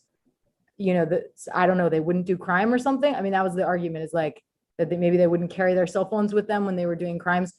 So, you know, it's that kind of transparently false idea, I think, that leads to, you know, a lot of concern on our part about the inclusion of language like this. You know, people have watched TV, they know that the cops can track cell phones. Well, again, just want to make sure we were. Well, this is where that working group could come into play, where if there's a concern over an issue and where, you know, the council was going to, you know, vote something down because they weren't satisfied, that it could be sent out to the working group where some of these issues could be hopefully resolved versus just disapproved. So I would just say, if I can, Madam Chair, I don't want to jump in without authorization. No, go ahead, and then after that, I think I understand where most people's positions are on it, but I would just say that an example that's actually relevant here about when I actually made a 17F request specifically for minimum staffing levels at BPD, which was very simple. Minimum staffing levels. What are the minimums? Not what are you staffing, but what are the minimum levels that you can staff? I did not receive that information because they cited that it would jeopardize public safety. So I couldn't even get staffing levels at BPD because getting the staffing levels somehow would jeopardize public safety. And so that's the kind of like open-endedness to that makes that literally would make this whole thing exempt if you just allowed that kind of language in here, because I think the same way that Superintendent Donovan has explained that he's worried about vagueness, even though I think this is much clearer than that because there is no interest in individual or independent investigations. I don't need to know that Mr. A and Mr. B and Mr. C were being monitored on March 5th this way. What I need to know is this technology is something we use to monitor. This is what it does. This is how we use it. And this is the additional ways it is capable of being used, point blank period. I don't need to know the dates, times, the people, any of that. And this doesn't actually ask for any of that. But the vagueness that comes with language like jeopardizing public safety is way bigger and way more wide of a problem to me. Councilor Edwards, I'm not sure if you could see me, but I do have my hand up and I wanted to just say something really quick before you move on. Sure. Is that okay? Yes. Okay. So it's in regards to the way, and I'm not sure if this is the section that we can address it, but I'm hearing, and since we're talking about consent and folks knowing, I'm just curious, can we add a definition for knowing and voluntary consent? It comes up, I believe it may have come up or it's gonna come up later in the document. But when a person provides their information, a lot of times people aren't really thinking about their data security when they're filling out paperwork.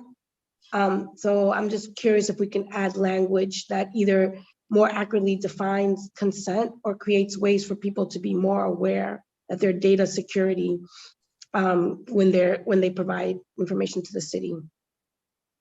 Was this not? No, I think that's we discussed a little bit on some of the voluntary and involuntary language a little earlier, and we have a parking lot of issues, but I do agree with you that there's a certain question still that we're working out on that particular language and that particular, like, what does it mean to volunteer? Obviously, you can't always check a box every single time you walk around. So what does it mean to put yourself in that position? So I appreciate that. You did bring it up before for everyone to know. Councilor Mejia has been on this particular issue. What does it mean to volunteer and to be consent to be observed? So this is not inconsistent. You're bringing it up again, and we will have, we're in the middle of the back and forth on that throughout. And also just to, again, give Councilor Mejia a shout out. We will make sure all of this and the notices and the understanding will be in more than one language, because if we're going to be asking people to be giving up or conceding or saying that the government can absorb it in any way, they better be doing it in a language that they can understand and make sure it's plain language. Again, a shout out for your efforts, Councilor Mejia. We're going to go on to section, continue on to the red lines. We were in F, which I believe has stayed relative. Yep. Now we're in part 4. This is again still part of the exemptions, emergency exceptions part. A city department may apply a technical patch or upgrade that is necessary to mitigate threats to the city's environment.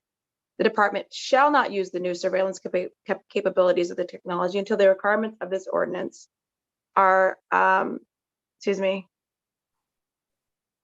requirements of this ordinance are met, unless the mayor or their designee, that's a technical, that his or her has been moved to gender neutral, determines that the use is unavoidable. In that case, the mayor shall request the city council approval as soon as possible. The request shall include a report to the city council of how the altered surveillance capabilities were used since the time of the upgrade. That's where the original language stops. the additional suggestion from the administration. If the city council does not approve the use of this proposed new surveillance capabilities, the request shall be sent to the surveillance oversight working group, who will make recommendations. I think this is still part of the conversation about the appeal process. And yeah, I think that we don't need to rehash that back and forth. Moving on to B, in the original section, I think there's a B here. Was a B removed?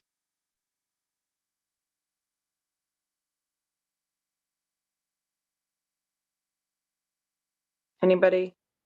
All right, I don't know why it's B in one and C in the other. Was B, is it typo? Was it supposed to be B in this version? On I think it the was just a formatting fix.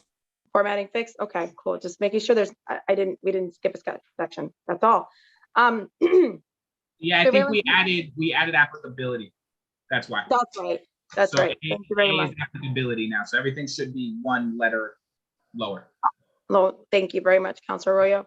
Surveillance use policy. The mayor shall submit to the city for its review and approval a proposed surveillance use policy applicable to each city department that possesses or uses surveillance technology before the effective date of this ordinance. The edits for the administration say that is covered by this ordinance. I think that we're working on that. By the applicability. Exactly. Okay.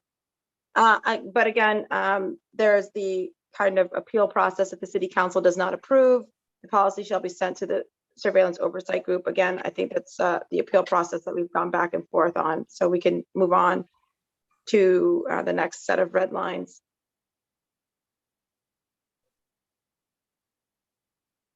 That would be number 4. B4 on one version, C4 on this, on the other. But the city council shall vote to approve or deny surveillance use policy by a vote of a simple majority. That's what the original language says. Proposed edits. The city council shall vote to approve or deny surveillance use policy by a vote of simple majority within 60 days of submission. If the city council does not approve the surveillance, that shall be sent to the surveillance working group. The 60 days is something that is, are you opposed to that? I mean, it's just, that's a matter of. I'm sorry, I'm looking at you, Councilor Arroyo. No one knows who the you is that I'm talking to. So, Councilor Arroyo. So this gets back to the idea of timeliness. I really don't have an issue with being timely. I think I can't think of a period where the city council would have 60 days between meetings, for instance. That's 2 months. So I think you could have something brought in and then on for a vote within 60 days. I guess it's a question of where these things would go. Would they go to government ops? Would they go to public safety? The one sort of loophole that I could see here, the problem here is, if due to the way the council operates, if something goes to a specific committee, I can choose by myself never to bring it out for a vote.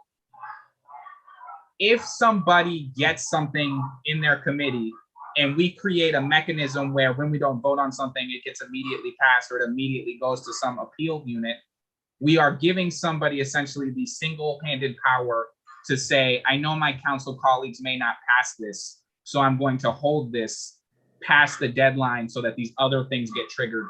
And I do worry a little bit about that. Right. Okay.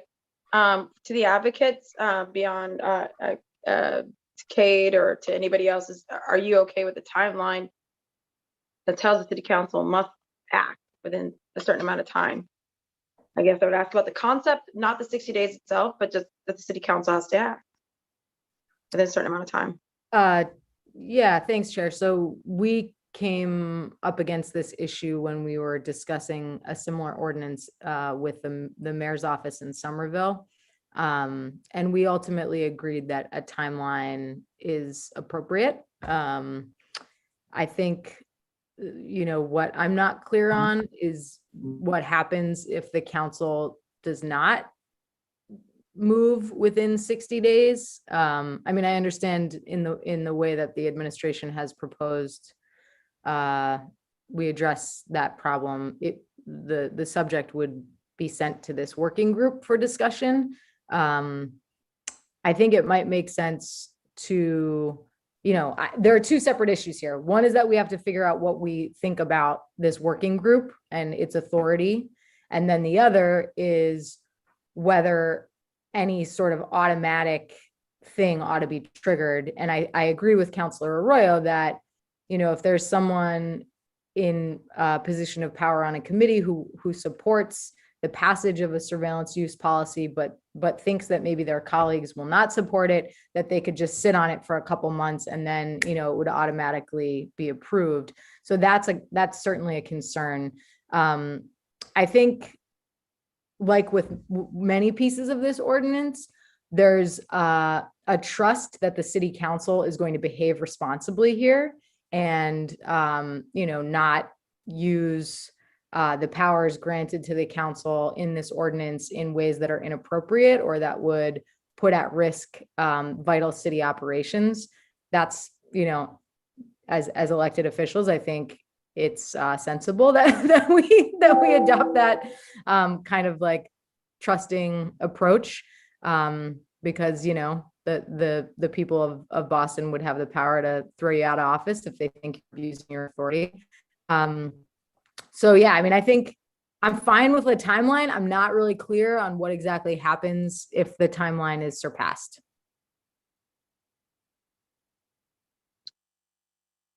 Okay. Would it be that if we fail to act, that they can just go ahead and move? Well, I think as Councilor Arroyo pointed out, the danger there is that somebody who has a view that the surveillance use policy falls short of what the majority of the council thinks is necessary could just sit on it for 60 days, avoid a vote, and then, would automatically be approved by the council. So I actually don't object to the language that the administration has suggested here, because it doesn't explicitly, include any trigger like that. It just says, you guys need to get your acts together within 60 days. And if you don't, then the working group's going to have a conversation about the proposal. That doesn't bother me. I will say the one question that I have is, because there's two working groups on the table, one that sort of is supposed to make recommendations and work towards how do we make, is this something that can get passed or something that should get passed? And then they make different recommendations to try and shepherd this through. Another working group is one that's sort of been detailed by BPD, which is more of an appeal process that they can override a decision we make or get around or whatever that is.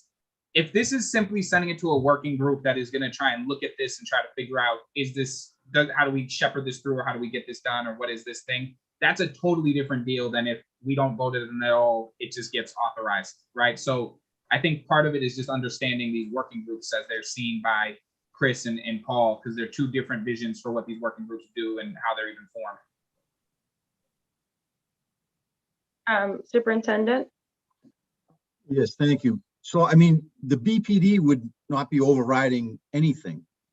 Would have one person on the working group who would be making the case for the police department to the working group to go back to the mayor to work with the council to get this passed in some form. And that's all. We wouldn't, we're not going to get anything approved. We're just trying to work through the process. So just to be clear, I don't mean BPD itself can somehow override the council. What I'm saying is the working group that you're proposing, in your vision for this, is it something that can approve a request that the city council denies, or is it something that just sort of is similar to the city's version, which is a working group that's supposed to make recommendations on why they think it didn't get through or how we could get it through? All they do would make recommendations to the mayor as to, how to maybe make some changes, explain it better, justify it, whatever it is. And then it'd be up to the mayor to go to the city council then and say, we need this in, some form, we need this. And it'll be up to the mayor and the city council to decide where we go from there. So Chair, I can just say from the advocates, I can't speak for all the advocates, from the ACLU's perspective, if this working group is merely providing an advisory role to the mayor about how to address city council concerns with the materials that the administration have forwarded to the council and has no overriding authority in terms of overruling any decisions that the council makes, we're fine with that. Okay. Okay. Councilor Edwards, I just have a quick question and a clarifying question in terms of who is, and I may have missed this, but in terms of who makes up that working group? We parked it. We're parking that to still define what that is, Yeah. but they have some suggestions and we have some too. Okay, I just want to make sure that, Yeah, it has not been defined, not for me. Madam Chair, can I offer one sort of clarification from Councilor Arroyo's point? Yes. So the secondary working group, the establishment of a surveillance data and privacy working group that sort of falls at the very end of this ordinance.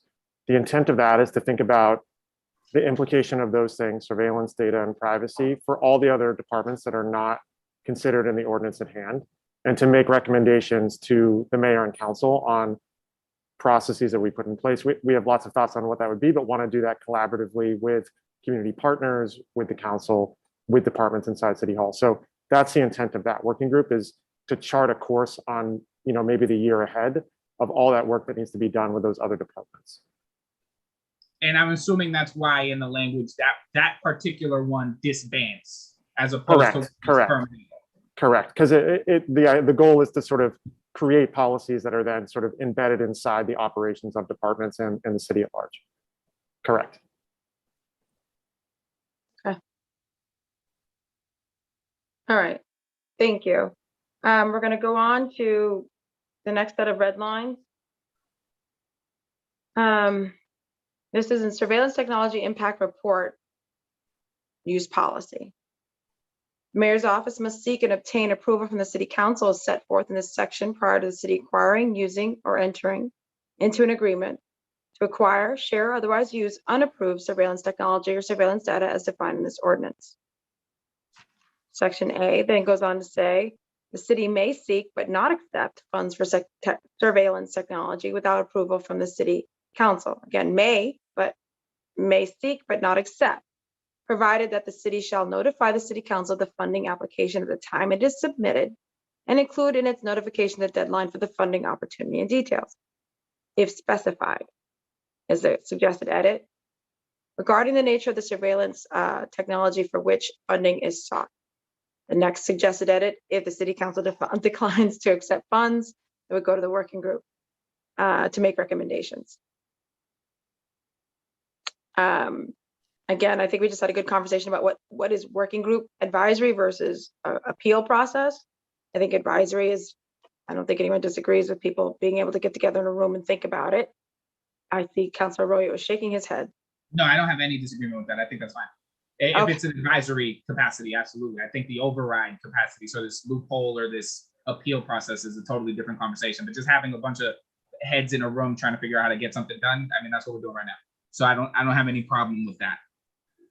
Okay, and I think it's fair that as technology is going to change rapidly, we should want people who are dedicated to figuring out brokering a deal or brokering out concerns in the city council versus law enforcement. I actually don't mind that either.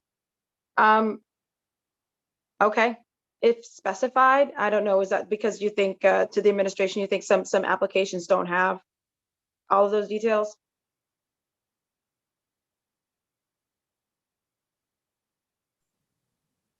To the advocate. Sure with that. Sorry? I'm not sure what that, if specified, was meant for. It just seems like you're covering to make sure that not all applications may have the exact information, but that's how I read it. Chair, yeah, I mean, for similar reasons to what we've discussed prior in this conversation, we would object to the inclusion of if specified, because we think that there ought to be details in these materials.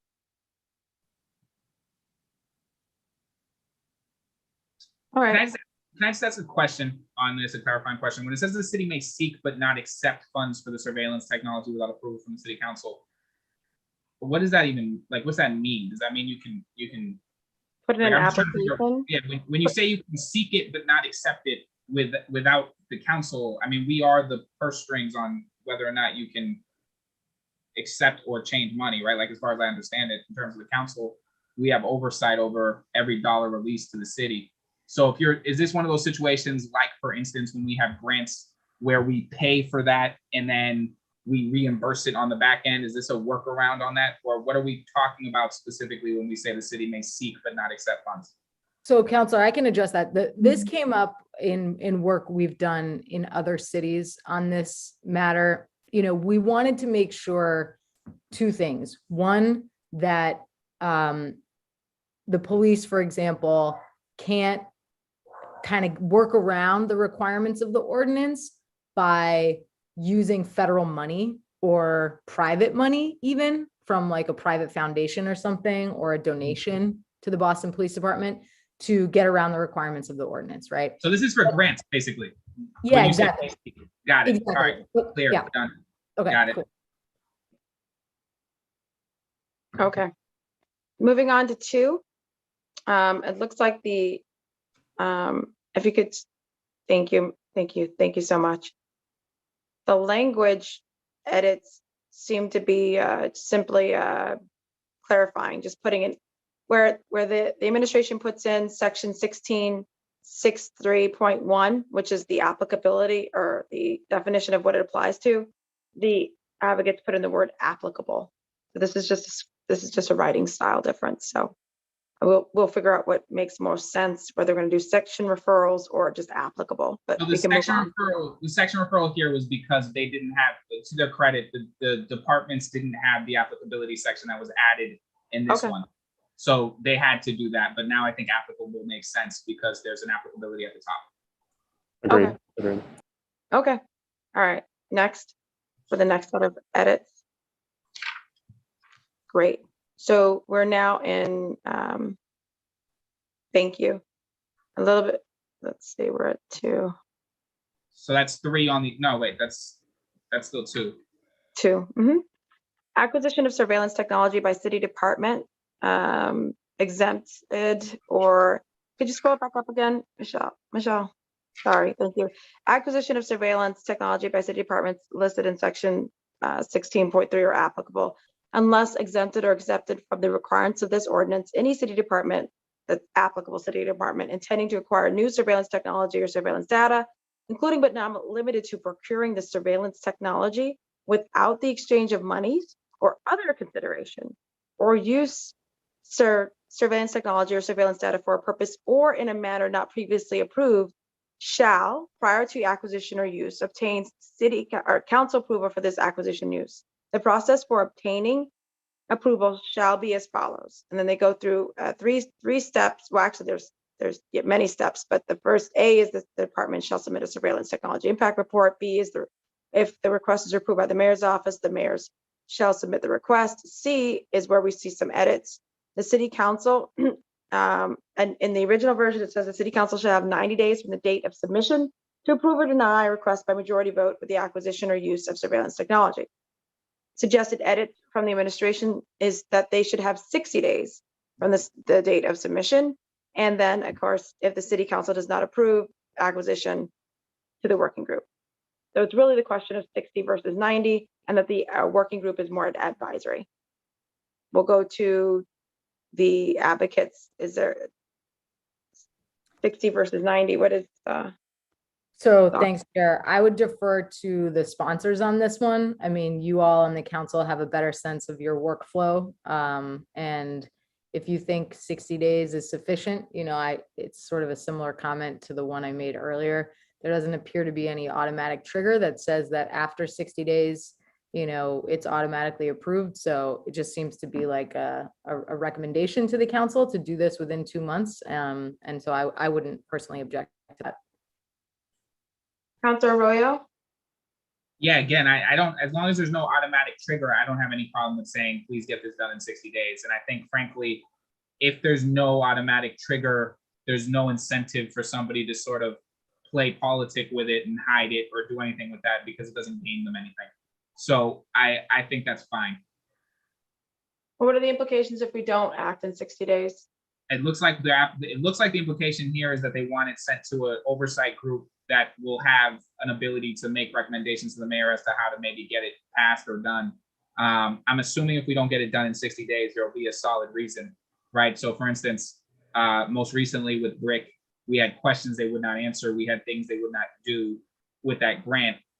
I'm assuming if we hold on to something for that deadline, it's because there's some stated reason or purpose that we could very easily have a working group hash out so the city council doesn't have to, and then they come back to us with whatever we're seeking or whatever the issue is. I would assume that's how I read this, and if that's what it is, I don't have an issue with that. Okay. I'm fine with the 60 days, honestly, and oversight committee. So moving on to D, which is next, contents of surveillance technology impact report. Surveillance technology, oh, I'm sorry, this is E, excuse me. Information describing generally the surveillance technology and how it works. That is one of the parts of the report. I don't know, generally, is anyone opposed to the word generally? Chair, yeah, we would object to that. I mean, for similar reasons to what I mentioned before. You know, having more information, I think is better, and the word generally, I think, is open to a lot of interpretation. Okay, we can continue down. If I can jump in there for a second, Counselor. Absolutely, Superintendent. So that gets back to the specificity and the details of what the council is looking for, and then the ramifications of that as far as, you know, public information.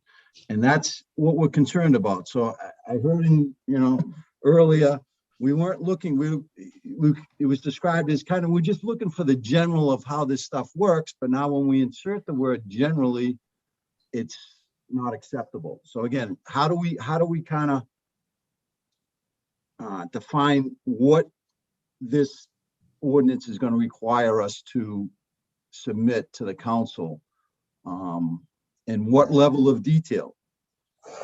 Chair, sorry, go ahead.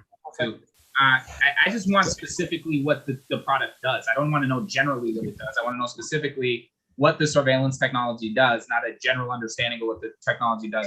I don't need any specifics about, you know, we used it on March 3rd. Well, in this case, it was a drug bust, and we, you know, and Mr. You know, Doe was in his house, and this is how we did it, and this is what we did. I don't need any of that. What I need to know is what the technology does specifically, not generally, and what its specific uses can be, not what its general uses are. We generally use it this way. I want to know specifically how it's used, not who it's used on or when it's necessarily been used. I just need to know the information regarding the applicability of this surveillance and what it does. That's specific. And so when we say general, you know, I think there's this worry that somehow we want to get into your ongoing investigations and figure out, you know, are you using this on a Wednesday at 5 p.m. on Mr. Doe? I don't care about that. What I care, in the sense that I don't need that level of specificity. What I care about is this technology something that is capable of doing X?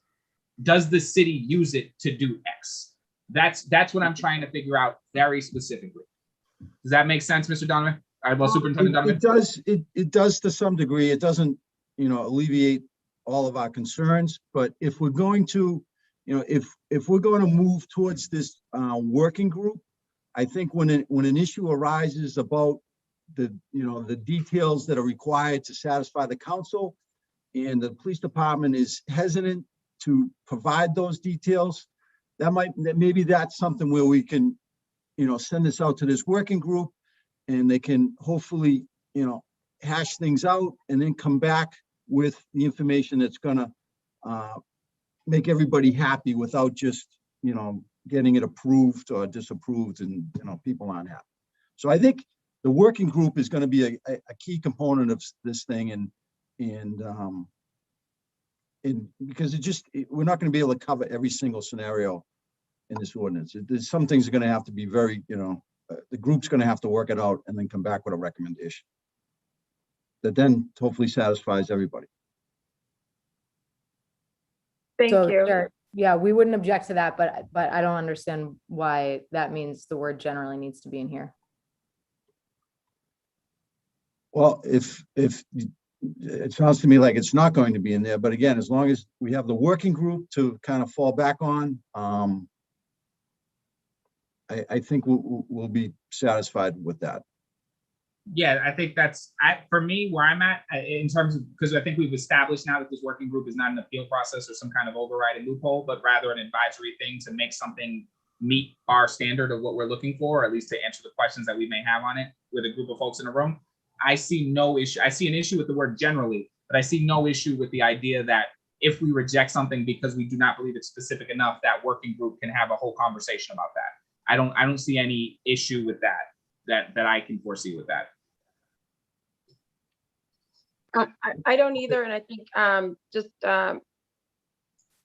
the working group will very likely have to be a living, breathing group that grows, as this ordinance will be doing that as well. There's nothing, there's going to have to be changes, but we're trying to get ahead of technology that doesn't even exist yet.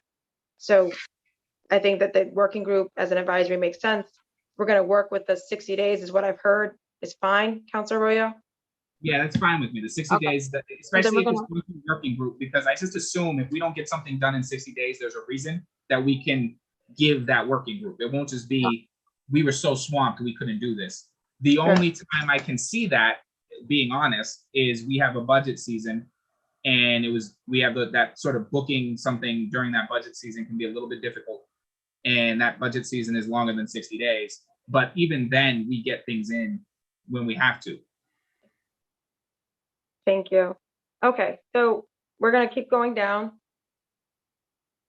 The next set of edits. All right. This is referring any surveillance technology impact report, and if necessary, technology specific surveillance use policy submitted to the City Council under section 16.1663B and 1663C shall be publicly available on the city's website upon submission to the council. Unless disclosing it, this is the suggested edit, unless disclosing it would jeopardize public safety or impair an ongoing investigation. Yeah, this is the one we already discussed about the language, and I think we don't have to rehash it. Yeah. Same objections. Does council rest? Same objections. I just heard it sounds like in court.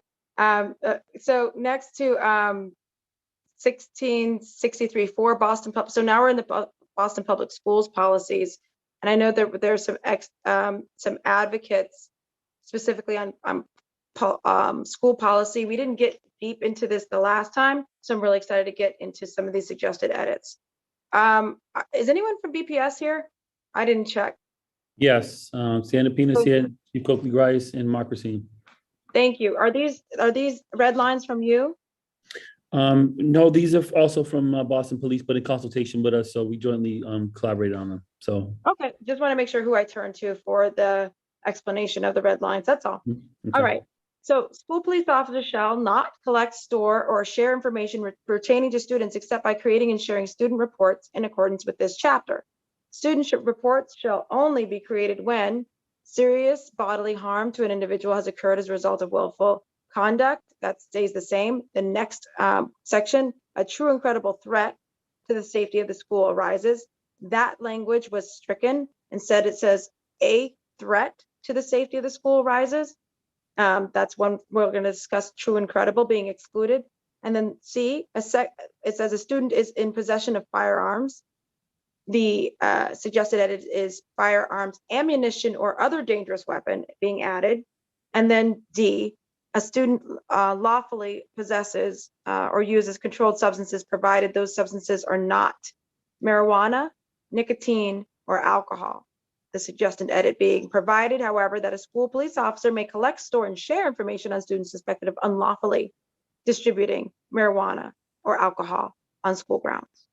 And finally, E is added to say a student is involved in an incident of sexual assault or sexual abuse as defined by Massachusetts general laws. Let's start with the words true and credible.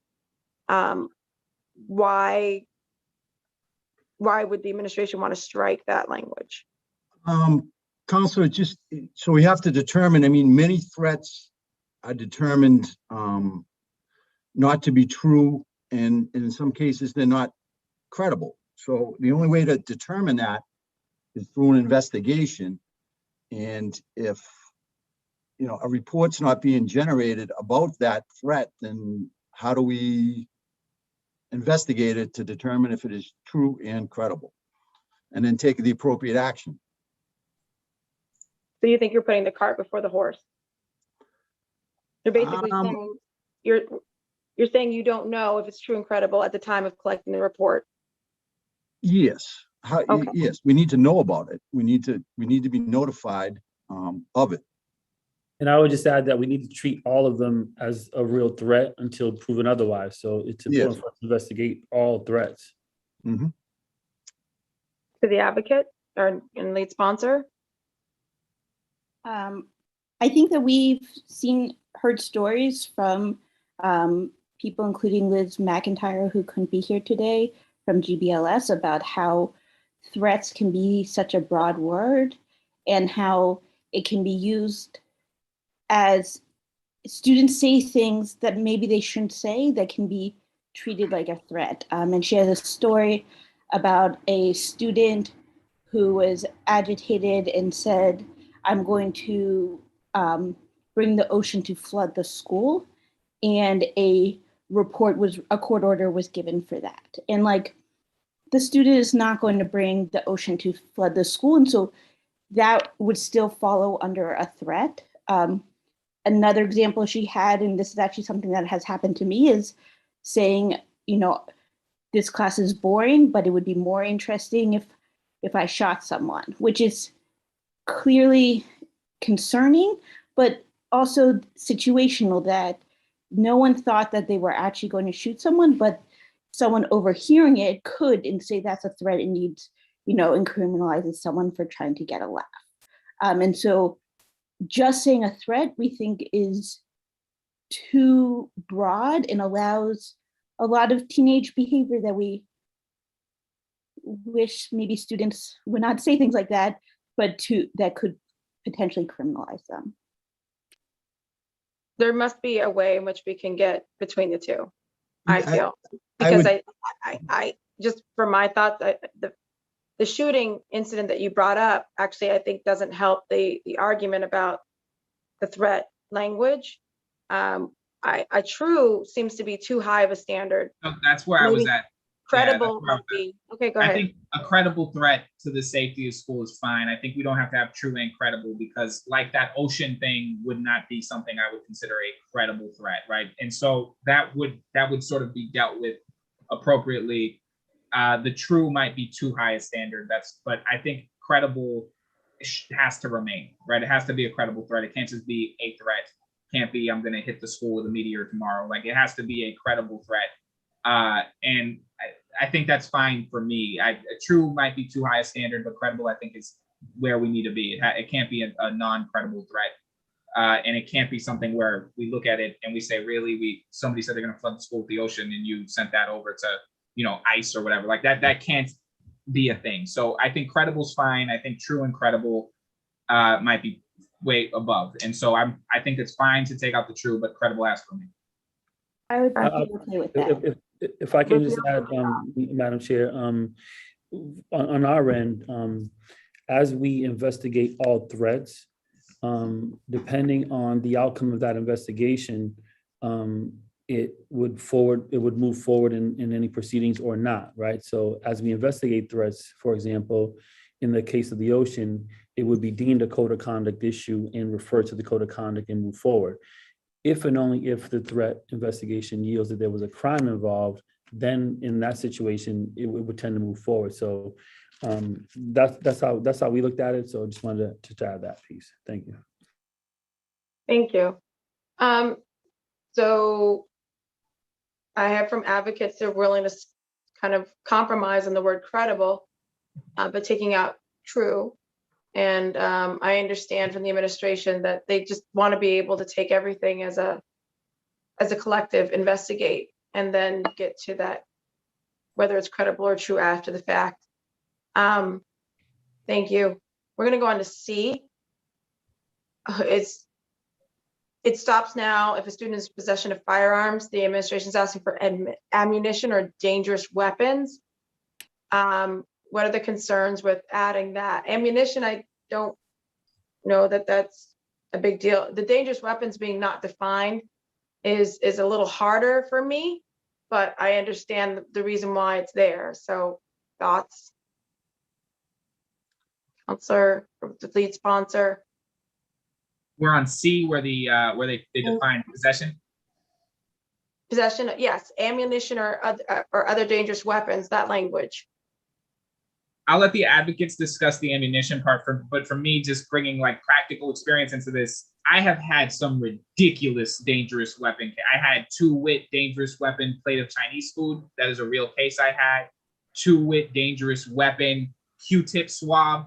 Like I've had wild dangerous weapons because the interpretation of that legally is so wide. And so the problem with dangerous weapon is that it's too vague, even though it sounds very specific, a dangerous weapon, but it's actually not very specific. It's actually very vague in legal practice. The ammunition aspect of that, I don't know how often folks are finding ammunition without firearms. But I would leave that to, I know we have teacher advocates here.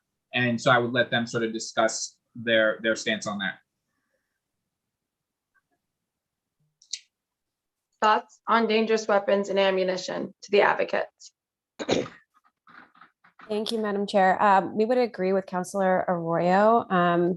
First of all, we are assuming that the administration intended to put a comma between firearms and the word ammunition. But either way, we are not in support of adding the word ammunition. If a student comes to school with a bullet, that's not gonna hurt anybody without the actual firearm. And our concern is about the safety of the students. And in terms of dangerous weapon, again, would be in complete agreement with Councilor Arroyo that is actually non-specific and not actually going to be helpful in keeping students safe. So we would not support adding in dangerous weapon. Would there ever be a definition that you or Councilor Arroyo would like dangerous weapon meaning, and then listing the following that we consider dangerous weapons only? I mean, you could probably try to do that in a definition section where you say, you know, like, for instance, here's the issue in terms of like getting into this part is a dangerous weapon is often in like, how can you, so for instance, with Trayvon Martin's case, right, to be very specific about what's been legally argued in court, they argued that the asphalt of the ground was a dangerous weapon that Trayvon Martin had access to in his fight for his life, and tried to argue that it was self-defense on the basis that he was hitting somebody's head against the asphalt, which was a dangerous weapon. And so it's that even trying to define it specifically, like for instance, I can tell you what I would think is a dangerous weapon if you're bringing like an actual sword or something to school with the actual intention and purpose to use it, not because it's show and tell day, right? But like to get into breaking down what those things are is really tricky, I would say. It's kind of the problem. It's very subjective. No, you're right. It's usually anything can be a dangerous weapon if it's used that way, right? The definition my pen could be very deadly, right? Like, so there's a problem with that. My pen, right? I have a very sharp pen. So like those are the kinds of things that if I use that as a knife, that could be called a dangerous weapon. Or the plate of Chinese food was because this person threw Chinese food on a person, right? So like it's just, I don't know how we would specify that in a way that makes sense. I do know, obviously, we don't want firearms in school. So that's why that's there. Excuse me. Yes. This is Chief Coakley. I'm sorry about our video today.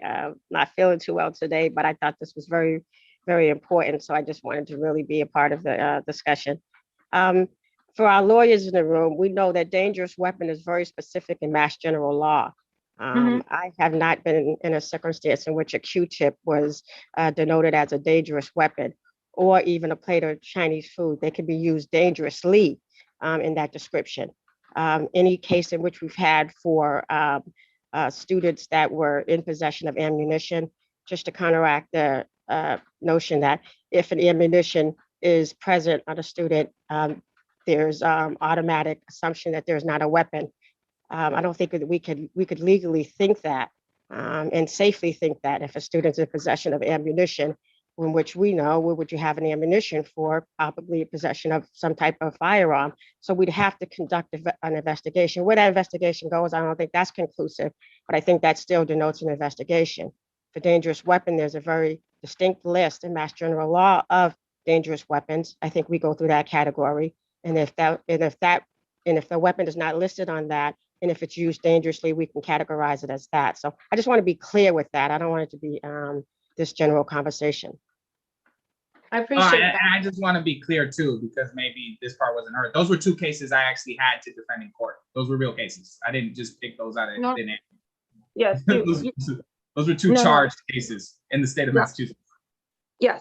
And so I'll just be totally transparent. I don't know what would, the ammunition is what I'm having, like, not excluding it is what I'm having a struggle with. I think I think it was Chief Coakley. I'm so sorry. I'm messing Yes, up. ma'am, it's Chief, it's Neva. Chief, Yes. your comments on, if you find a bullet, that as part, why that wouldn't prompt an investigation to find out what it's to or where it could be. I think I'm having a harder time with the bullet. The dangerous weapon part, I think is I'm happy to try and park that for a definition or to define it distinctly what we would say are the dangerous weapons that warrant a investigation in a school. I'm happy to do that. But the ammunition part, I think I'm kind of pushing back a little bit on the advocates. If we see bullets, you are correct. A bullet in and of itself can't do much, but neither, there are a lot of things. But I think it would, why me as a person, a parent, or another student would want to know, like, you saw the bullets, why didn't you ask? Why didn't you follow up? Why didn't you start something with that information? Yes. Paulina? I would just clarify that this ordinance does not regulate any sort of investigation that happens within the school. It does not mandate that a blind eye is turned to these incidents, but rather this is regulating reporting to the Boston Police Department. So there's a difference here that perhaps was not being, that I just wanted to emphasize. I appreciate that. And I think it's worth still. Go ahead. So we would have to. My apologies. Go ahead. I'm sorry, Madam, if I can real quickly, just in the light of the definitions around dangerous weapon, in our code of conduct, we do have a list of specific dangerous weapons that we refer to. And I know legally there is a list of dangerous weapons. So maybe a compromise here can be to look at that list and we just generate a list based on those two lists and see what we can agree to. But we have it clearly spelled out in our code of conduct. I know there's a legal list that we use with through Mass General laws. Thank you. That I will. Let's park the dangerous weapons conversation to compare the two. Councilor Arroyo, if you have a commitment from you. Yeah, that sounds good. That sounds good to park that and then look at the list, and I'll see what the BPS list is, because if they're specifying it already in specific ways, there might be some things there to look at. Thank you. And Superintendent, you had your hand raised. My apologies. Yes, just so, yeah, I think we can work on that dangerous weapon list. It's certainly, it's in the statute, the state statute. There's a list of it. City ordinance is a knife 2.5 inches or greater. And then, it's possession of a dangerous weapon. So a Q-tip or a plate of Chinese food in and of itself is not dangerous. But yet, if you commit a crime, if you stab somebody in the eye with a Q-tip, now it becomes a dangerous weapon. If you throw a plate of hot Chinese food on someone's face, that then can be a dangerous weapon. So it's possession of what is in and of itself a dangerous weapon, not any item that could be used as a dangerous weapon. A very fair point, Superintendent Donovan. That actually is a very fair point. That it's a possession issue, not a assault or whatever. A use definition. Okay. And then, as far as the ammunition, I think you really need to include ammunition. It's ammunition in and of itself, especially in a school setting, is inherently dangerous. It can be, you don't need a gun to set off a bullet. It can be discharged without a firearm. If you hit the primer in the correct fashion, it is going to go off. You could have another kid in the school, you could have someone else, they have the firearm, but they don't have ammunition. So you could have another kid bringing ammunition to school to provide it to the kid who has the gun. That's a potential happening. So I would urge very, very strongly to include ammunition, and we can clean up the dangerous weapon description to satisfy everyone, I think. Appreciate that. And I think we're going to get to, I think, a good compromise on that particular language. Appreciate the back and forth. And again, reminding us again, we're not stopping looking. We're just the reporting aspect to the police.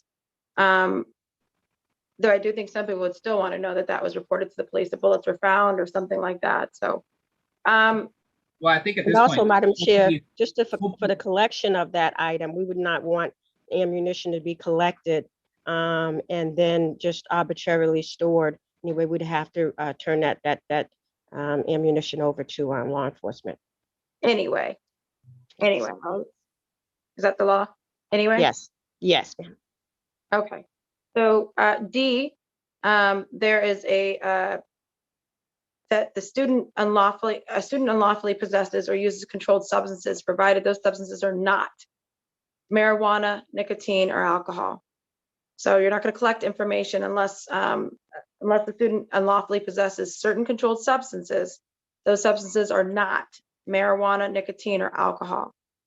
However, the language provided by the administration is that school police officers may collect, store, and share information on students suspected of unlawfully distributing marijuana or alcohol on school grounds. Advocates and the lead sponsor.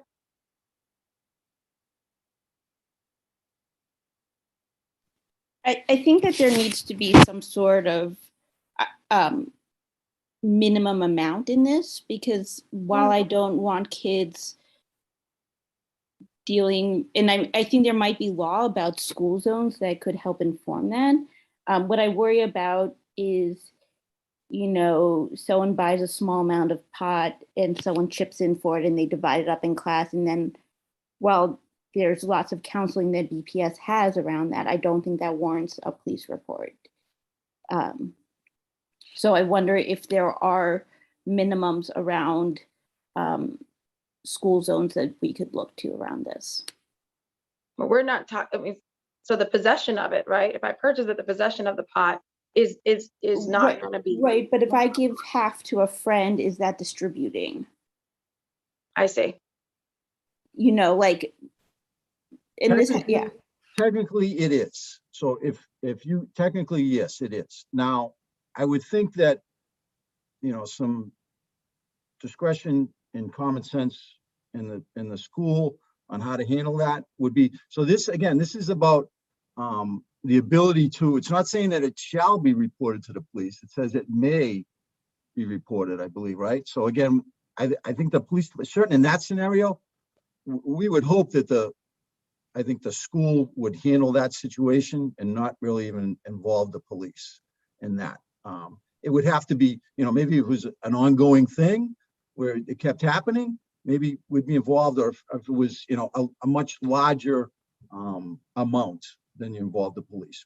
I think we'll leave how to handle that initially up to the school, but just that it can be documented. If according to the ordinance, it can't be as written unless we amend this. It's not going to be documented and then won't be reported at all.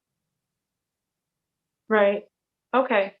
So the may collect, then I think the administration is saying that it's not a required, but they may, and it provides some discretion to the advocates, to the lead sponsors. The may enough? I think I would also want there to be a minimum, because what I've seen is that while I would hope that people would use their discretion in doing that way, that looking across we have many schools, and I think there, things that, the Ocean, you know, you would think that someone used their discretion over like Ocean to flooding the school, but that did get to a report.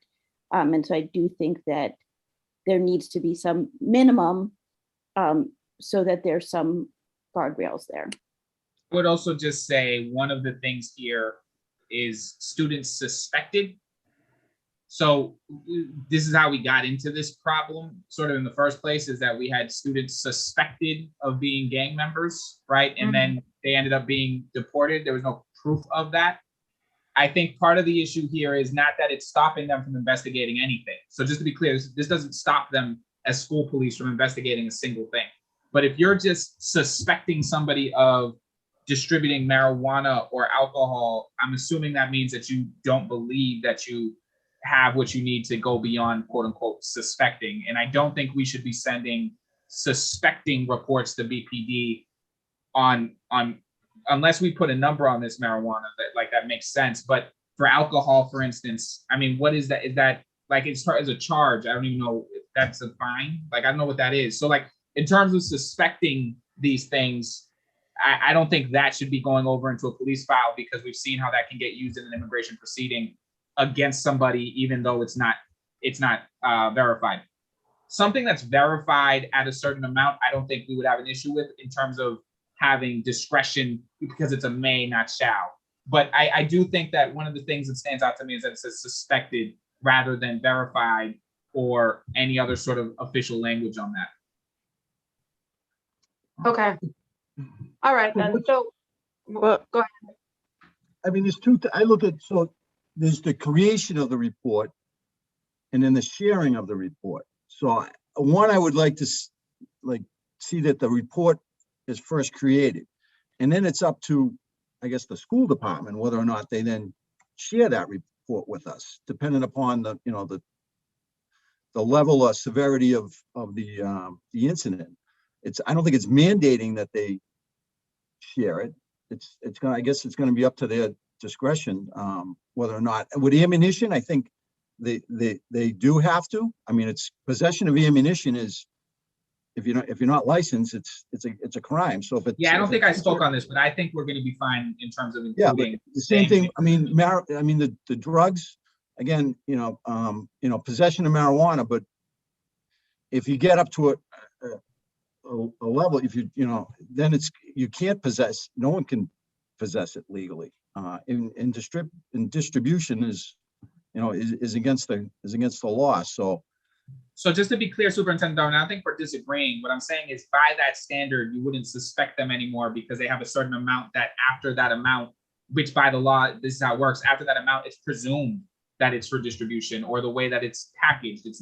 It's not suspected as much as it's just like you have to now rebut it, right? Like it's a rebuttable presumption, but it's different between saying, I think this person sells marijuana. I don't know it.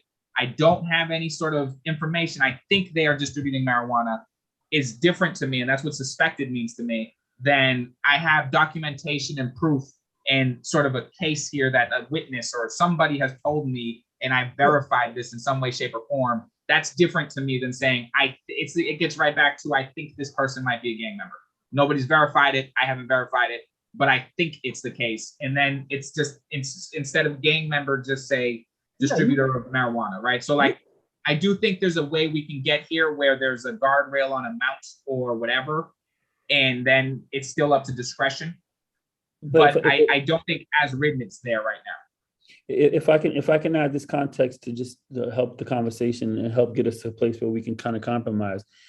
In Boston Public Schools, we prohibit marijuana and alcohol use in general, right? We do not want our students and or staff members possessing or using alcohol while on school campus. So as such, and with that context in mind, we want to make sure we fully investigate cases where appropriate, and where cases that distribution is involved, we'd like to minimize that as much as possible. So we do have safeguards in place of how we can determine through our nurses when students are under the influence and are suspected to be under narcotics, and we have those procedures in place. Whether or not it rises to the level of a police report, again, we want to make sure we're documenting cases where alcohol and or drugs are involved, because we want to make sure we track and monitor and provide interventions and supports to students who may be suspected of use or distributing. So I think it's important for us to document it. Clearly, we can do that in our SIS system, but when it rises to the level of criminality, to the point which is already defined with minimums, we can go there. But I just want to make sure we understand that we do not prohibit alcohol and drug use in schools. So the clarification is that we don't allow marijuana or alcohol on school grounds? It's prohibited. We don't allow it. So, I mean, I thought that was just assumed. Okay, so I see what you're saying, but yes, what I'm saying is, I think there's a difference between being able to have the school police investigate or do what they have to do or make a report on by the standards of BPS and then sharing that report with another agency. I think there's a real big difference on what we think should rise to the level of what gets shared. I don't think under any situation the drinking alcohol for which I mean, chances are they're likely a minor, right? 18 under, but maybe they're not. I don't think that rises to the level of something we would want to send over to BPD, right? So I think there's room here for us to find compromises and be fine. I agree. I just think there's specifically in terms of my issue with this is the sharing component, right? Yeah. So that's where we're at. But we're Yeah, we also can- the we can reporting find common component ground on right this now. We can find common ground. I'm sure we can. I'm sure too. Okay, so just moving on to E, sexual assault and sexual abuse.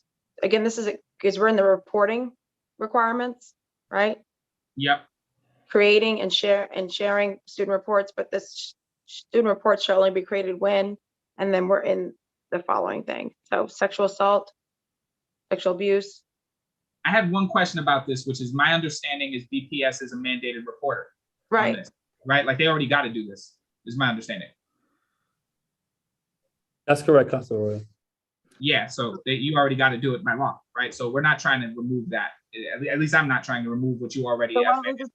why don't we just refer to the Massachusetts General Laws mandated reporter section? That's fine. That's fine. It was just, as written, it said shall only be created when it listed in sexual assault wasn't covered. So as long as No, you fair cover- enough. Fair enough. cover- But I think we can write something in there to make clear that this doesn't in any way, shape, or form interfere with mandated reporter requirements. Because I think literally you don't have a choice in that, right? So that is what it is.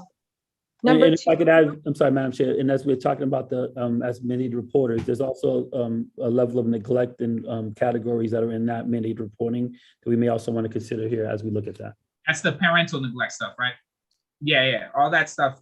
Obviously, mandated reporting is mandated reporting, and I don't see why we would try to interfere with mandated reporting. All right, we're going to go on to number 2. School police officers may not create a student report relating to matters that are not described above, is the current language. A suggested edit is without permission of the superintendent of schools.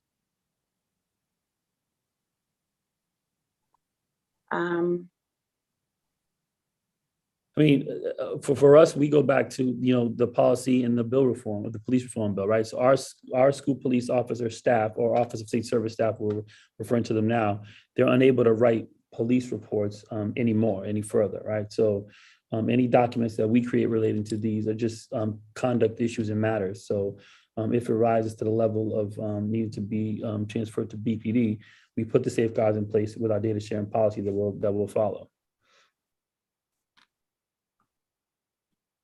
I think so I'm going to let the advocate speak on this one too, but I do wonder if we did this, there'd have to be some mechanism, some reporting mechanism where we understand how often the superintendent is authorizing or doing certain things. It doesn't have to be with specific people. Obviously, there's protections in place for names and things like that, but we would have to sort of have a way for us to keep track of whether or not this is a rubber stamp and she's always doing it or he's always doing it, or if it's or they are always doing it, or if there's some sort of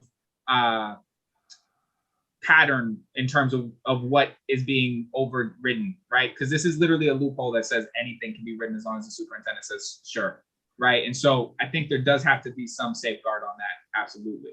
And the only other piece I would add here is superintendent or designee, only because like it may not be the superintendent all the time. For example, it could be me, or it could be, because right now the current policy reads the chief of safety services is the only person that's authorized to transfer any data to the Boston Police. So we can play with the language a little further, but I agree, we definitely should put measures in place to track what occurs beyond this scope. I agree. Okay. So we will work on that. You said you wanted to. Paulina, I see our I do wanna advocates hear are what they trying to have to jump say. in. Yeah.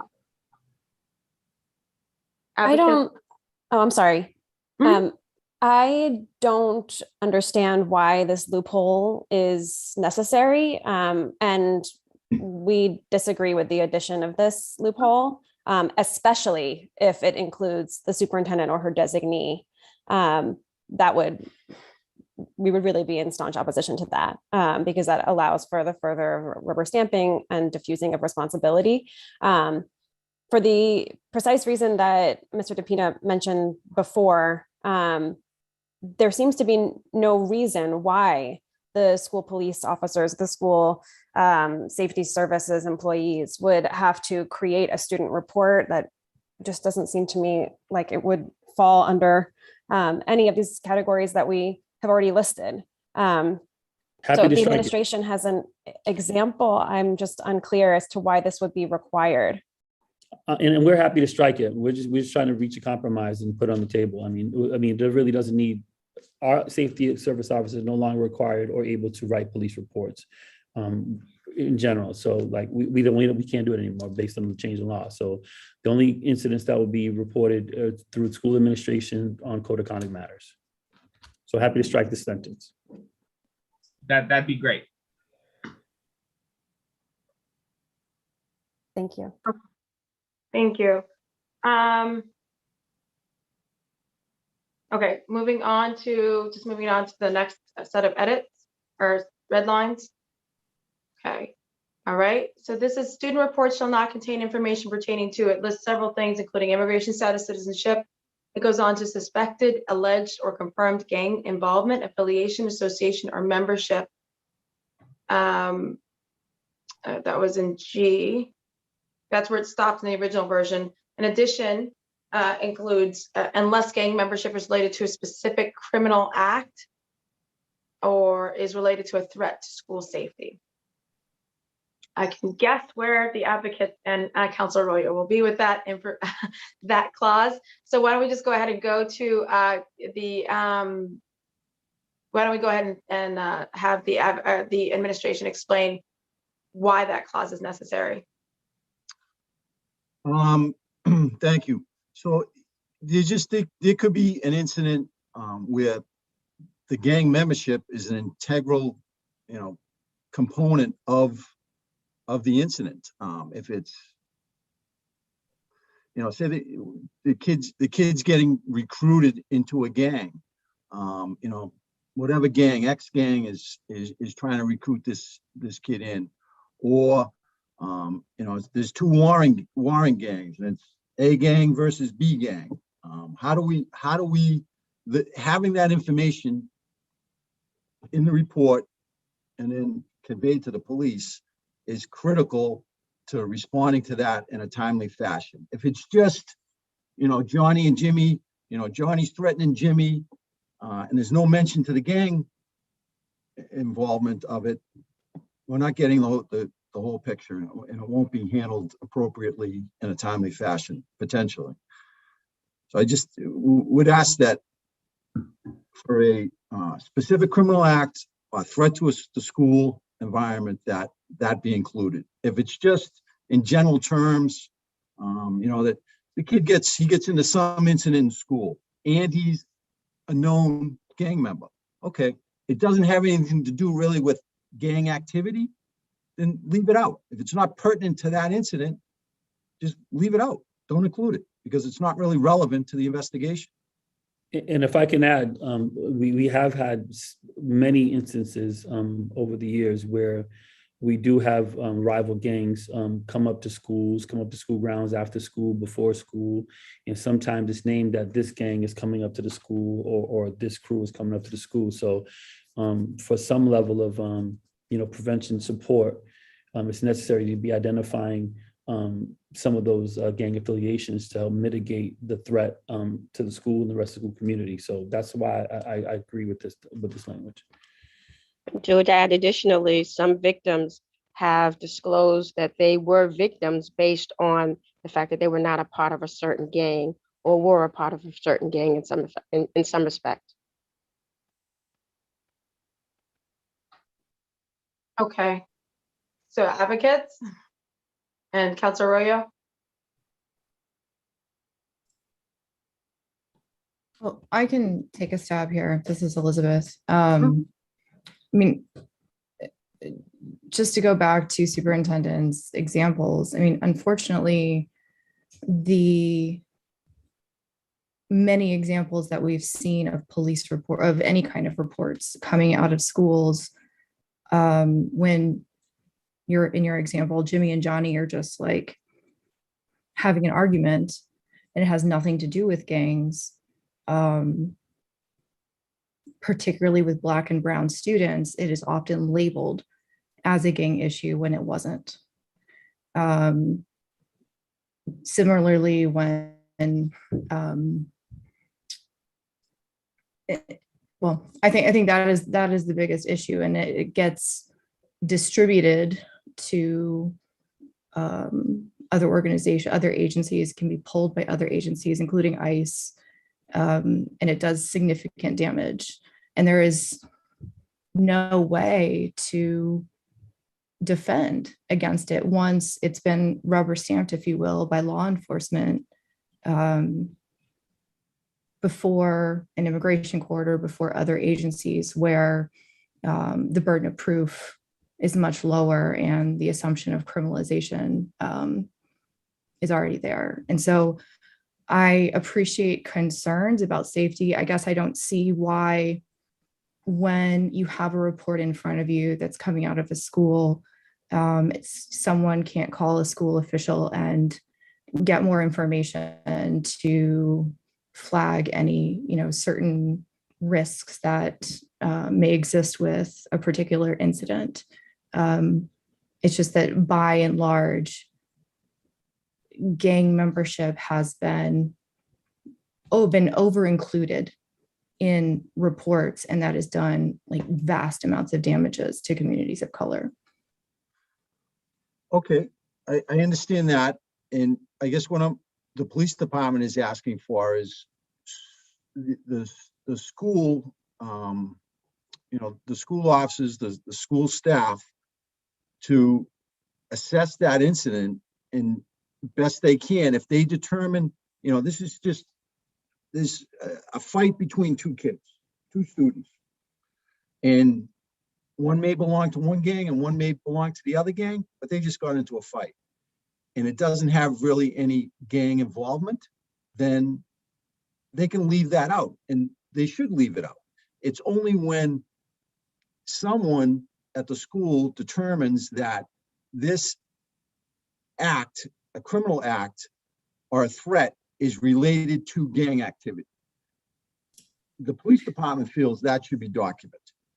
Now, we're not saying every incident involving a kid who is a gang member is a gang incident. It's not. Someone has to assess when that is and isn't, and then, document it appropriately. I don't agree with you, and I don't disagree with you in theory, but in practice, what I see is that incidents that are not gang related are labeled as such. And it is, again, particular to communities of color. All right. If I might add in, I think there's also the question of how do we know that they are gang members and not, do the school police officers have access to the gang database to verify they are gang members? Never mind, the problems with the 10-point system. I mean, we won't go into that, but, students say things to posture, for their own safety, to be cool. Like, that's how teenagers are. And so I think this allows for a lot of assumptions that may or may not be true to become reports. And, Elizabeth has spoken on how dangerous they can be. I would just respond by just saying many of our officers don't know unless a lot of this is self-disclosed during gang-related activity, right? So most of our officers have the firsthand knowledge of an incident that occurred where gang affiliation was disclosed by students themselves. And I think in that regard, we have to be able to discern and or mitigate the threat to the school or community based on that knowledge. And I think documenting it once we know it's either self-disclosed or to prevent and mitigate a threat or situation between feuding or rival gangs, it's important for us to be able to do and know and document.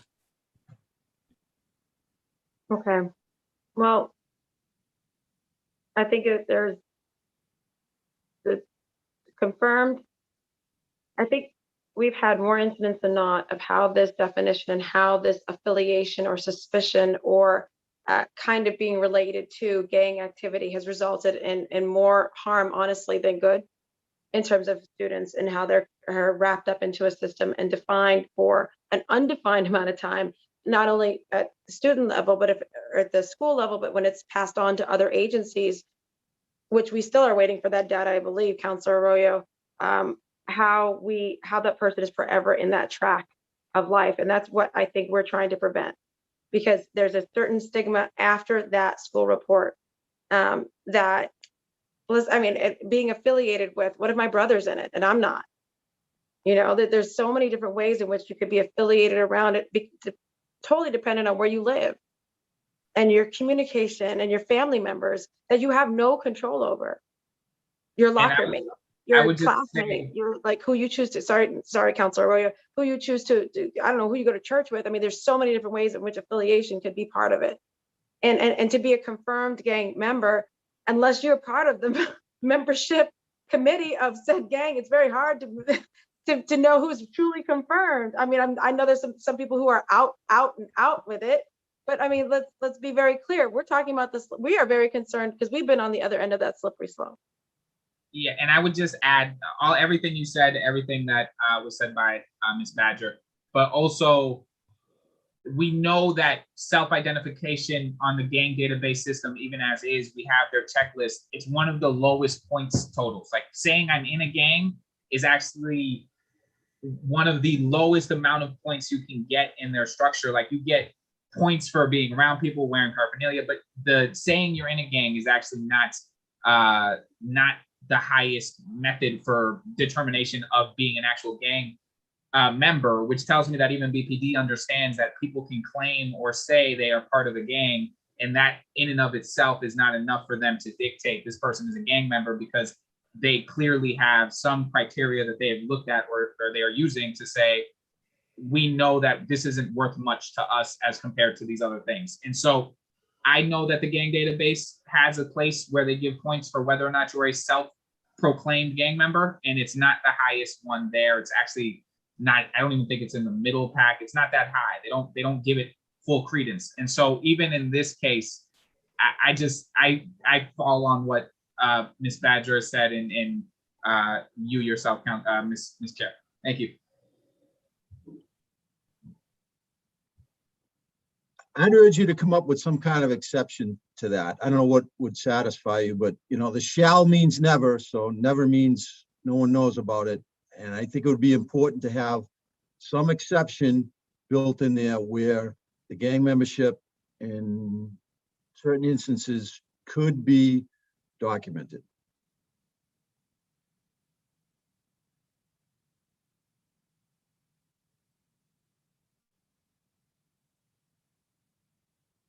Especially if it's tied to criminal activity. That's for me the underlying thing, connected to a criminal act that occurred. Well, tied to a victim, that gives that as part of a statement. So now we're going to eliminate that if the victim says, "Hey, I was assaulted," or say, "God forbid, I was shot because I'm associated with this particular gang or group, do we eliminate that from that report now? Is that what we're Well, saying? I don't think anybody getting shot in school grounds isn't going to make it to BPD. No, no, I'm saying Perfectly even if honest. he's not in the school grounds, but he's coming back into school, which we have a number of individuals that are doing that. That's So a if fair it says- point. And so what I would just say is the one thing that I'm conscious of, highly conscious of, is the issue that sort of got us here is a cafeteria fight with somebody who was allegedly a gang member that was a fight that was possibly gang related. And that's what got us to the place where we ended up with a person deported from BPS on the basis of those two things: school fight, possibly he's a gang member, and possibly this is gang related.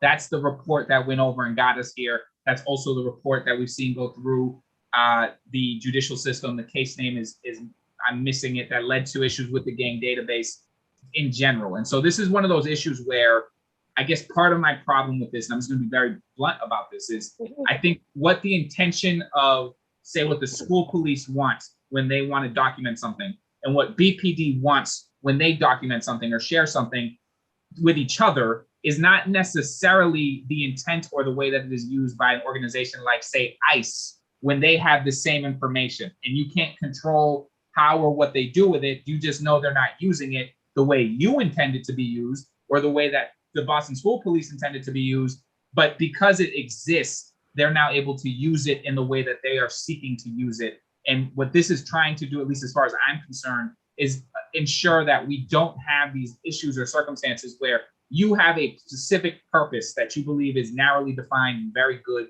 and maybe even we agree. And then ICE or some other organization comes in and uses it for their very specific purpose that we would all say, whoa, whoa, whoa, whoa, whoa, we didn't mean that. But you can't stop that train from going once it leaves the station. And them having that document and being able to receive that document is a real problem. And so I think that's really, for me, the whole gist of what we're trying to prevent is, I think there's real places where, in good faith and with good reason, BPD or the school police do something or want to document something.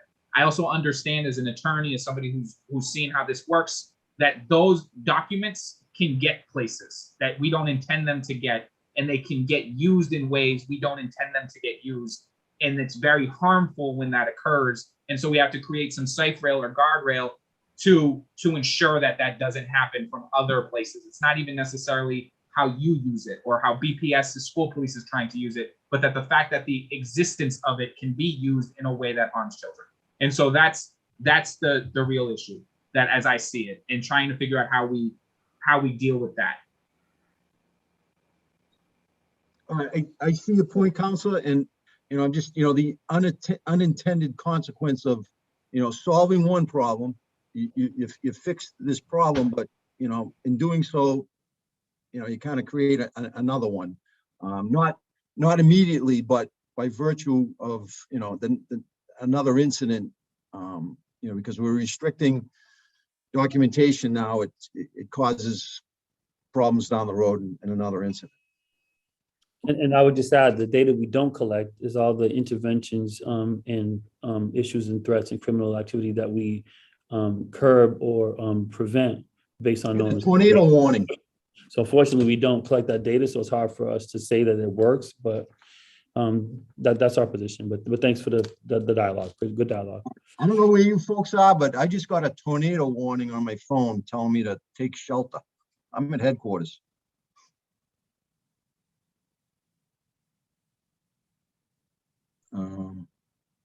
So I'm in Hyde Park. I did not receive that update. I'm gonna step out, see if anybody else got this. I'll be right back. Yeah, we did too. We have it as well. I got one in JP. I might rejoin on my phone so I can go downstairs. Yeah, I mean, I'm in although I'm on the top floor, so I might go to a lower floor. So, No, I just wanted to say this. I totally respect your opinion and your logic, Councilor Nahara. And our policy, our new policy, is really strictly adhered to, and it speaks specifically to this in the reporting of this. And so we're going to be definitely paying closer attention to our annual training on this. Just wanted to add that point. And I appreciate that very much. Thank you, Chief Coakley.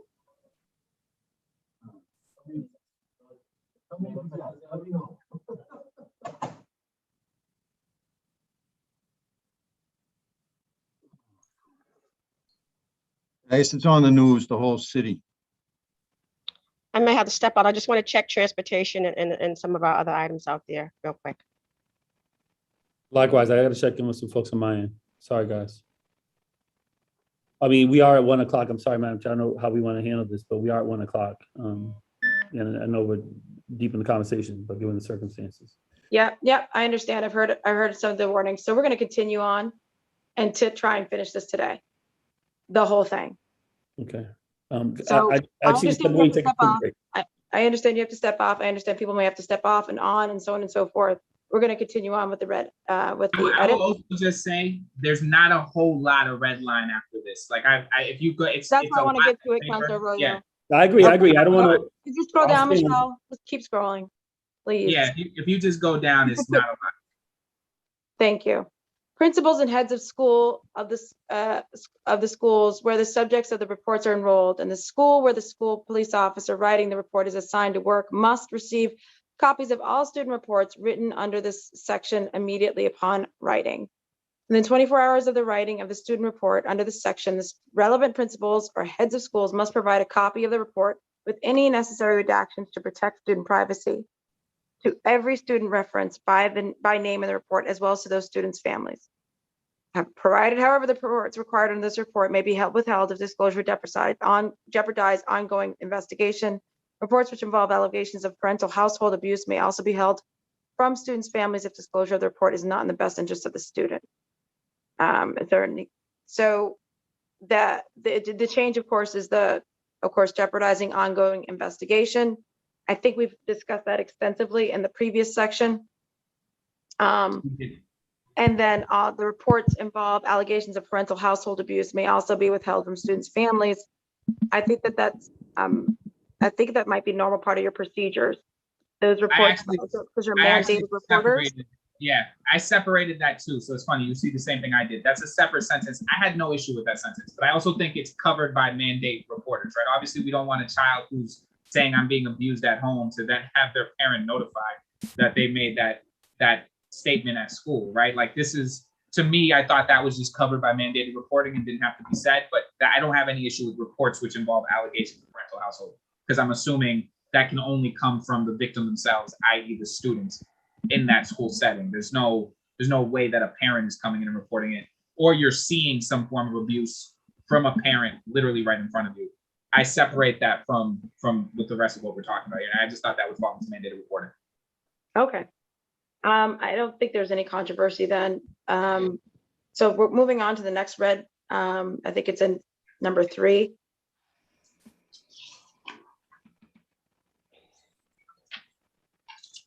This is regarding BPS personnel or school policy officer transmitting a student report created pursuant to this or any other information relating to a student to BPD, or to any other entity outside of Boston Public Schools in accordance with sections 1663.4C1 or 4C2, the following must take place. Student named in the student report and their parent or guardian must be notified in writing that they received in writing that they pursuant to 1663 4A5A will be transmitted to BPD or to the outside agency, receive an explanation of why the information reflected in the report is being prompting the communication. And all written materials must be provided in both English and the language spoken by the relevant student's parent or guardian. Again, we have the caveat of provided, however, that such disclosure need not be made if doing so would jeopardize an ongoing investigation. I can only see that again with regards to mandated reporter concerns if the parent is the abuser or the family member is the abuser. But other than that, I think the family should know if any aspect of their child or a report about their child is being sent to the Boston Police Department or any other agency. The only flag I would take is that, or just no, agree with the language. Just want to flag that there sometimes is a delay in translating of documents. Not delay, but like it takes time to translate the documents. So I'm just wondering when we say provide that, we do want to do it. Definitely understand why it's important and we do it in other areas, but just generating that translation sometimes takes a little time. There's a little gap there. that we want to make sure we minimize and figure out how best we can either communicate it orally in the language initially, and then maybe follow up with a letter once it's translated, that kind of thing. But just want to flag that for folks. Madam Chair, Appreciate would this have been addressed by what we did yesterday? I was with gonna the say, ordinance? I Yep. believe so. Yep. And there are already caveats in the new language access ordinance that actually provide for within do best efforts and some sort of language that does assure that they ultimately there will be some flexibility if necessary for certain languages, but absolutely that there is a allowance for some sort of if there's a slight lag time. Thanks, guys. Okay. Moving on to the next one. I just have one comment on that. So beyond the investigation, I mean, that could certainly jeopardize an investigation, but it could also jeopardize, student or school safety, potentially. Say it's regarding a threat to the school. One student comes forward and says, Jimmy's planning, he's talking about he's going to do to the school. And he's advised of this before, the investigation proceeds or before there's, safeguards put in place. There's got to be some type of plan and evaluation of this before there's an automatic notification to the student's parents. There has to be some consideration about the, what's going on here versus there's an automatic notification going on. There's got to be an evaluation and, an assessment of it, depending upon the severity of it. If it's some minor thing, then yeah, but I could see this being a problem. For a higher level incident. Could that be covered under the exigent, if it's an exigent circumstance? I'm sure this would happen after that was over. I think a worry we have, sorry, my camera's not on, I'm in the basement because of the tornado warning. I think the worry we have is that, investigations, as we talked about earlier today, can go on for so long. And I know that, Elizabeth, who I think had to step off, has talked about how, getting police reports for her clients, often it said, she's told that, it's under investigation or it can't be released. And so I think we want to make sure that, if it's an incident that has us, that there is a moment that you're doing a threat, that's one thing. But if the report is written, that's probably somewhat after the case. And that then the student should know that this has happened, that the report was written. Okay. It's all the timeliness of it and what else is going on. Yeah, I see the need for it, but there has to be some careful thought and not just like kind of automatic, boom, they're notified. Okay. I think we have the exigent. I think we can mirror some of the language of the exigent circumstances. Okay. And some of the balances of that. Yeah, I agree. Okay. We're going to keep going down. If we could scroll down. Again, this is the caveat language that we've discussed, but within 24 hours after BPS personnel or school police officer submits a student report created pursuant to the section or any other information relating to a student in the BPD pursuant to the existence of exigent circumstances, the relevant principal or head of school shall notify in writing any student whose information or student report was shared and their parent or guardian that the student information was shared, and a copy of the information transmitted and an explanation of the incident prompted the communication after the information was transmitted. All written materials must be provided in both English and the language spoken by the parent or guardian. And this is again adding the caveat, but I think the exigent circumstances, we can marry that. Okay. If we can scroll down.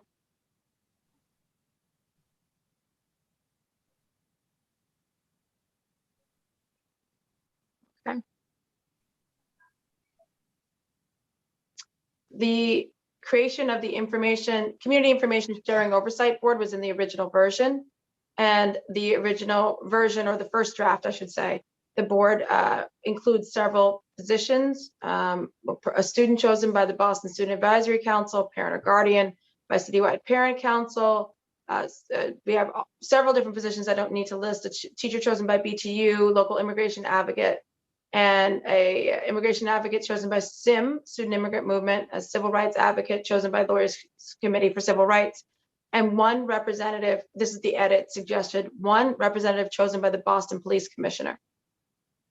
Did the advocates have a problem with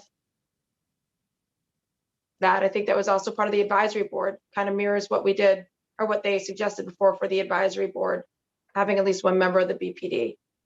Yeah, that's just to give the perspective of the police department and, you know. No, yep. I'm sorry, go ahead. Oh, I guess my question is that this feels like a school matter, that we're talking about schools transmitting reports, and, you know, there's a whole other issue of, you know, what BPD does with it. That's what the rest of the ordinance is, but, you know, why there needs to be a BPD officer on something that's looking at schools, you know. Well, the language that they state is and isn't actually requiring a BPD officer. It's one representative chosen by the Boston Police Commissioner. We're assuming it'll be a police officer, but it could be Chief Coakley. Right. Yeah. I guess my question is, like, what need they feel like that is filling, if it is about the transmitting from schools. And I know, like, there's a form of this committee now that I'm a part of, and I think a lot of it is talking about, like, what's going on in those schools, and having a holistic approach to that. And I guess I don't really see where there's a need for that. I think the need would just be that from, you know, the public safety perspective, that something could arise that, you know, we could, you know, the benefit of our, you know, training and experience, we could provide some advice or counsel that may make, you know, the school environment safer. And I mean, the general neighborhood, the city safer. I mean, what happens in the schools often translates onto the city streets. So, you know, there's some responsibility there to be involved on the police department and, you know, offer, you know, advice and counsel. And again, you know, actions or decisions sometimes have unintended consequences. And if we could point out, say, okay, that's, you know, that works well here. It works well for that reason. You've corrected that problem here, but that may lead to other problems elsewhere. We've seen this. And again, I mean, we're not, you know, we're not carrying, you know, we're one voice there is all we are. We're not, you know, that's all. I guess like two things, and then I will leave it up to the council, but I think two things. One is that this is an oversight board that's looking after the fact about data of the reports written, and making suggestions looking at the data. And I think the second thing I want to bring up is that, you know, our hope is that we have a lot of diverse members of the group, including a lot of students and parents of color, and, you know, people with different immigration statuses, and different people in our community have different relationships with the police. And so if it is a police officer, like, what are the relationships that those people have with the police, and how could their participation in the board maybe not bring their full selves to it, if they feel like they are giving information that the police would then be privy to.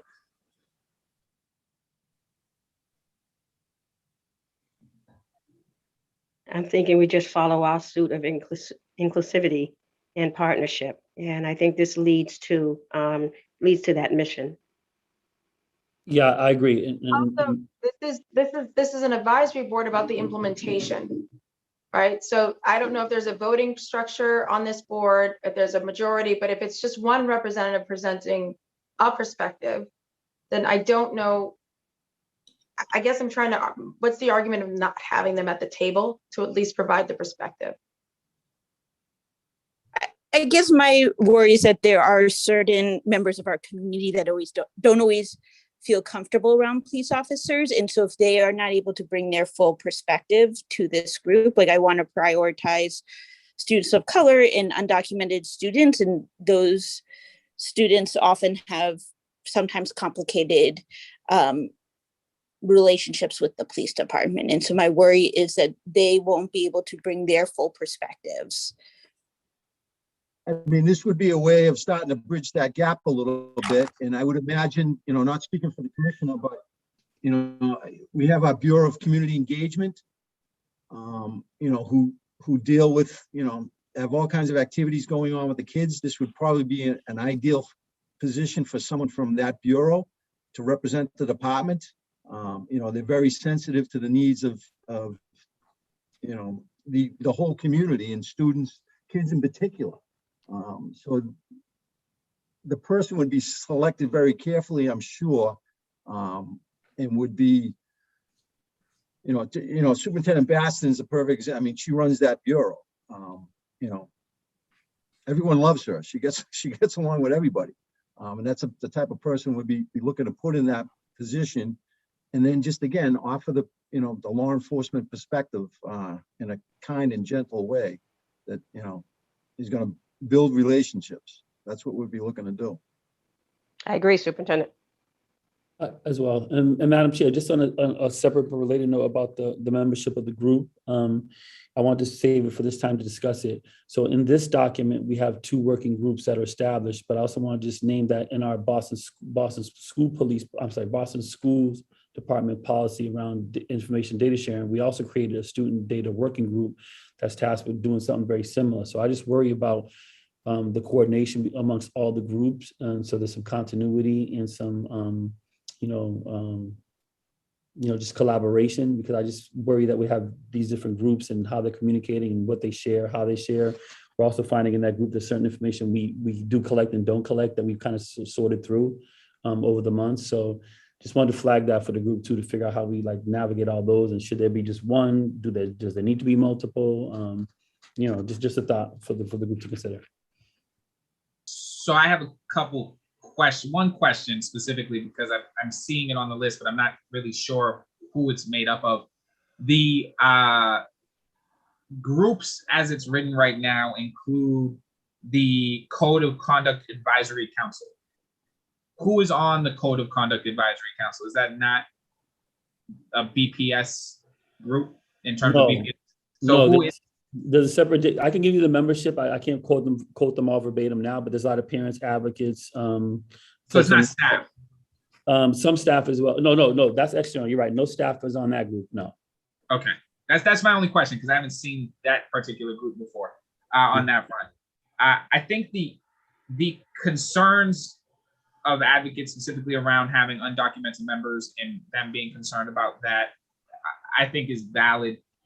I would also just say we just did, so this is kind of where we got to get into like the language of this, because they're all these oversight boards, but Community Information Sharing Oversight Board, we have a OPAT, which we just did, does not include some provision for the BPD to put somebody on there to have a conversation about what we do when we do oversight of BPD. That's the whole purpose. And for me, the Community Information Sharing Oversight Board, the purpose isn't to figure out, whether or not something like the idea isn't to have somebody make a case that we should be sharing information. I think the idea is so that we can make sure that we're enforcing this. And I don't necessarily know that a representative from BPD on a board that's goal is to ensure that there's oversight, that this is actually being conducted, necessarily makes sense, because of the same reasons we didn't include that in the OPAT situation, right? Like ultimately, this is an oversight board, and you're asking the people who are being overseen to also participate in the oversight. And I don't know that makes sense for this particular board. Okay, I think that's fair. And I think that there's also, this is the creation of this board. And I think, like I said before, the other, as we've already talked about the advisory board for the other aspects of this overall legislation, we might get to a point where the perspective of BPD and some public safety, law enforcement folks will be at the table and advising. But if the biggest core concern of this was that the two be totally separated, that education and BPD be separated, I think it's worth maybe just not having it be a member of this perspective or this advisory board at this time, at this level. But they are a member, as I understand from the other two working groups, a member in some way, shape, or form, or having a voice there. Is that correct, Councilor Arroyo? Yes. Okay. So let's just continue on.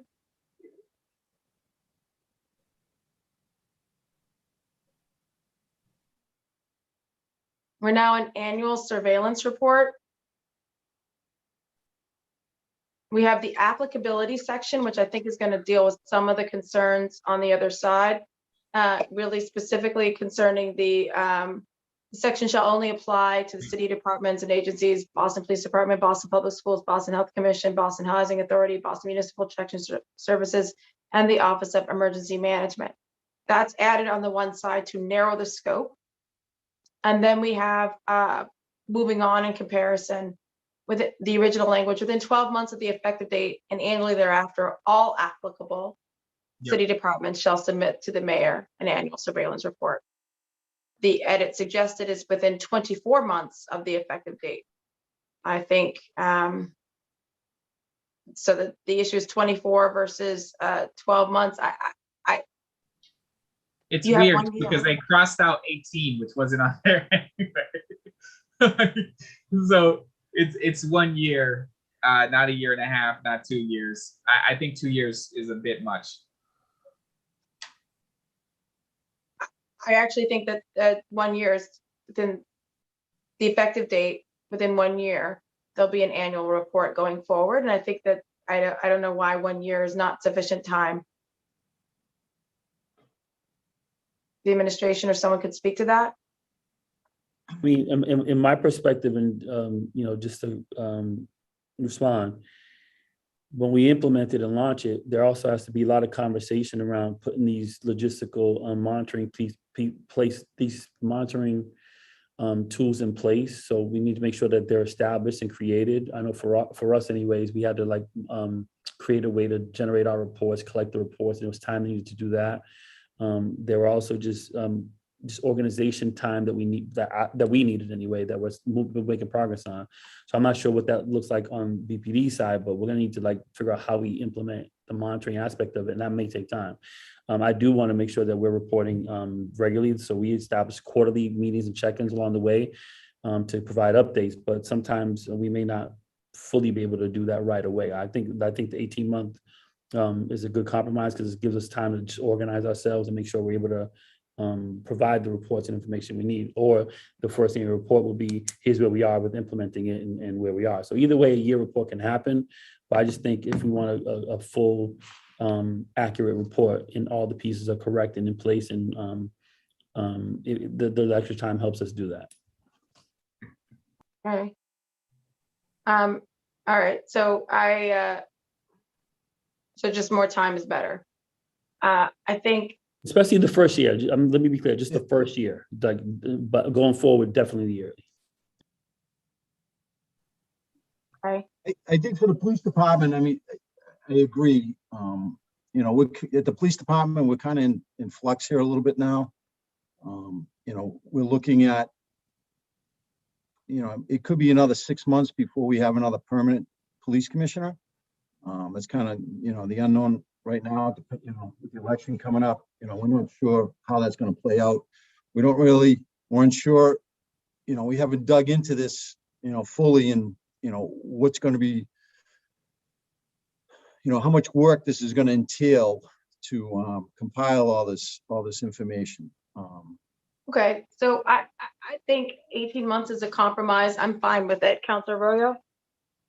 I mean, I'm not really sure how you can't get this all in order in a year, to be honest with you. I don't. Well, could you build an extension in then? Put it that the.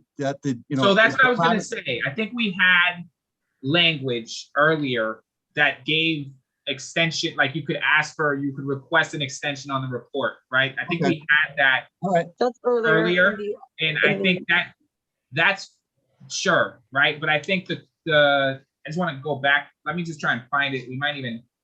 Okay. Yeah, But if you can build, so if you I don't can, want to hold this up. I know we have it. We'll look at it before we ever get to vote on it. Okay. We'll have a conversation with that. But I think we came up with some language earlier today on extending the annual review, and there's a process we created for that.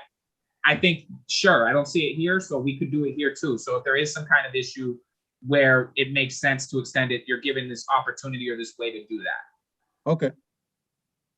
Thank you. Okay. That's helpful. All right. There's also a point for which they wanted to add in. General, this is sort of a reoccurrence of what we dealt with earlier. Sorry, Chair, Before can we then, just, the Surveillance Oversight Working Group has made recommendations, that language before that.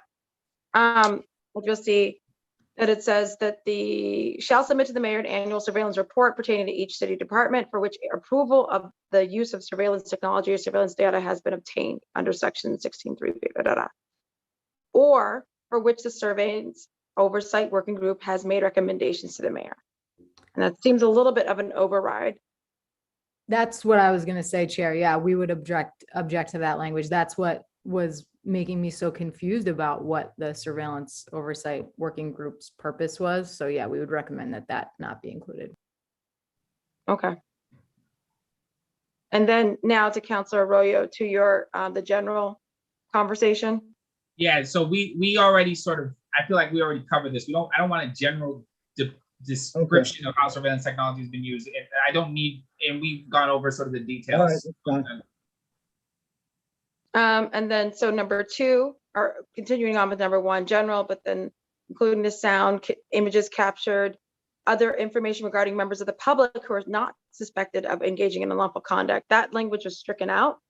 I think we're just trying to know what you captured. So information about me walking down the street when you were really observing a friend of mine. This is what the report would include, letting me know that I was also part of that. So Yeah, I think we want to know collateral, right? Like if you have information that can track me and I'm not even the target, I kind of want to know, am I being tracked in a way where I'm not actually the target, but you still have this information? I think that's the whole purpose, really, is to make sure that these things aren't overreaching or doing things that cause harm to people's protected privacies, because you might have a reason for one person, but it also catches everybody else's situation in that same moment. So I think that's sort of very specific. Chair, if I might just jump in here, I think to put an example on what Councilor Arroyo just said, for example, license plate readers are technologies that track cars and the locations of cars at given moments. Mm-hmm. And that's a type of technology that is used by law enforcement both to conduct general surveillance of the public, so where everyone has been driving, and is used in specific criminal investigations to locate particular cars. So that's an example of the kind of information that, you know, we would want disclosed to the council. Like, we use license plate readers in criminal investigations, and, you know, we retained information about all drivers for a year or whatever. Okay. okay, but would you, I think it's fair. would you be looking for like information on, you know, just that general information, not looking for, we got, you know, plate A, plate B, plate C. Yeah, Exactly. absolutely. Yes, exactly. Yes, correct. We don't want that. We don't need plate A, plate C. We want the general. So I think the way that Kay described it is perfect. You use these license plate readers, you get all this other additional information, and then what do you do with that additional information? When you terminate it, when you delete it, like, that's general without you having to say, so plate A, plate B, plate C, plate 6. Like, we don't need that. Does that make sense, Superintendent? Yes, yes. I mean, I was in a meeting the other day, and it was explained to me on the license plate readers that, you know, 99.9% of the license plates, that information is never even accessed. Right. It's okay. It's But at only a least very, it's not- very tiny we look for, a half an hour. There's 20,000 hours of data there. We look for a half an hour only in all that 20,000 hours. We look at one specific point in time. That's it. Okay. So I think we're in agreement.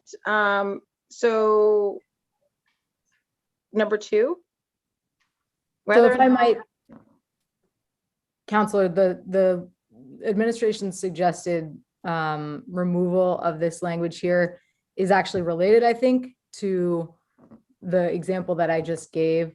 So for example, the city's collecting license plate reader data on where everyone is driving, not just people who are suspected of, involvement in criminal activity.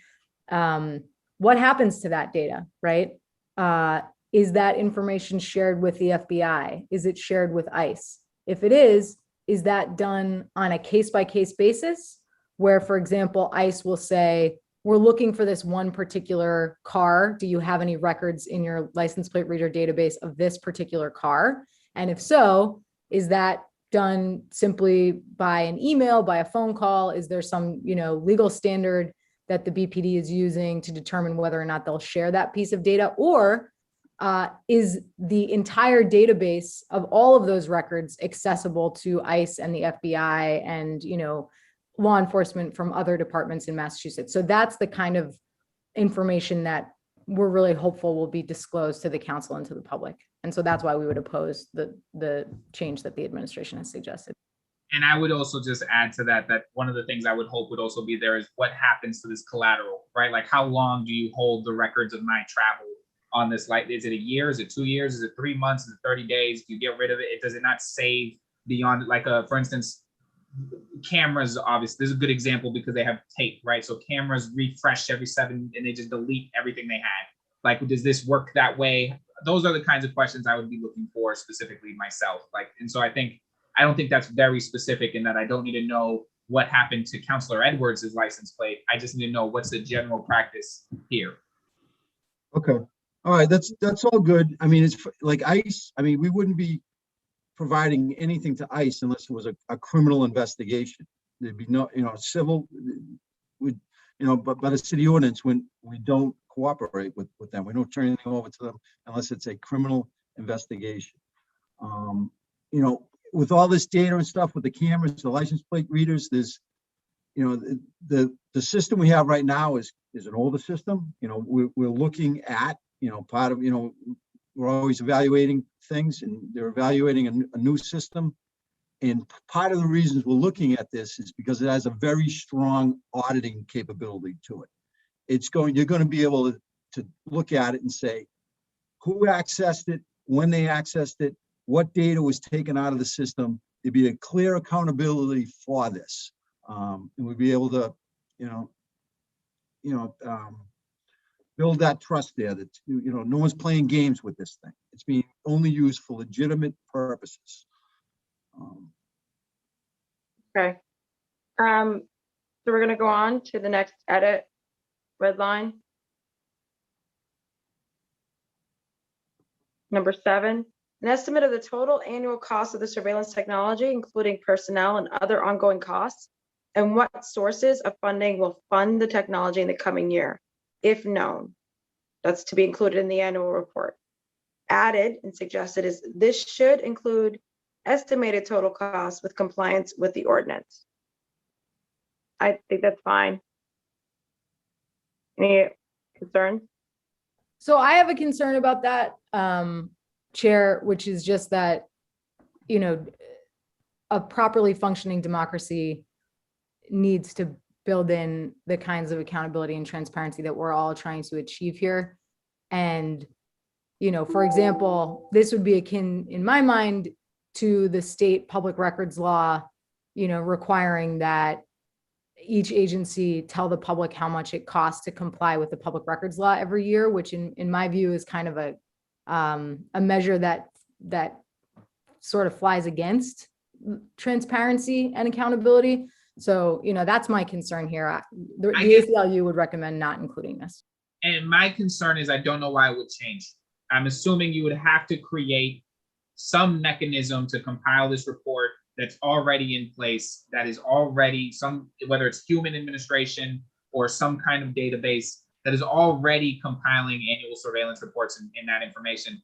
I don't know why for every instance of an additional surveillance system, that would mean we would need to have some brand new total cost for upkeep of whoever's already on staff to document this. I like it. So for instance, instead of documenting 3 or 4 or 5 or 6 or 100 systems, now it's 101. So now there's this brand new estimate, and then it's 102, and now there's this brand new estimate.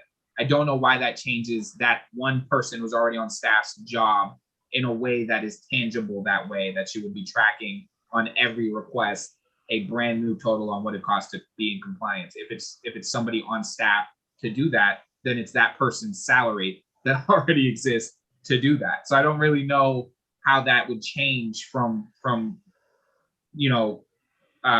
surveillance request to surveillance request. I don't know why that would be a moving target for every single one if you just have a staff that's dedicated to doing this compliance.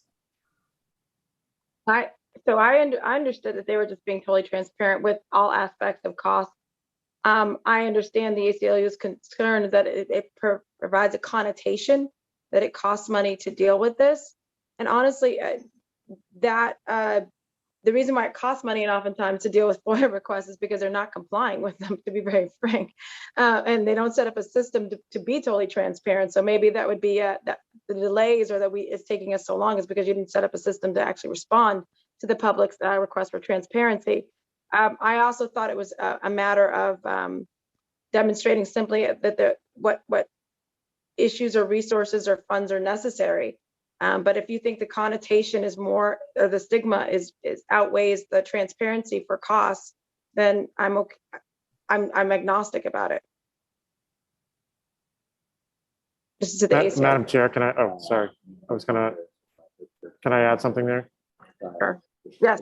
So to Councilor Arroyo's point, I'm imagining the intent of this, and you sort of stating that would it be done for every technology, but I'm imagining the intent is that in the annual surveillance report, that there's some estimation of the cost of compliance, I guess, across the entire program, as a way to be sort of reporting back to City Council about what it takes to comply with this. Again, not an edit that I made, but could see how that becomes useful in how we sort of structure the budget or plan for that in the future. But I don't imagine this is intended to be for each individual technology, but maybe for the program as a whole.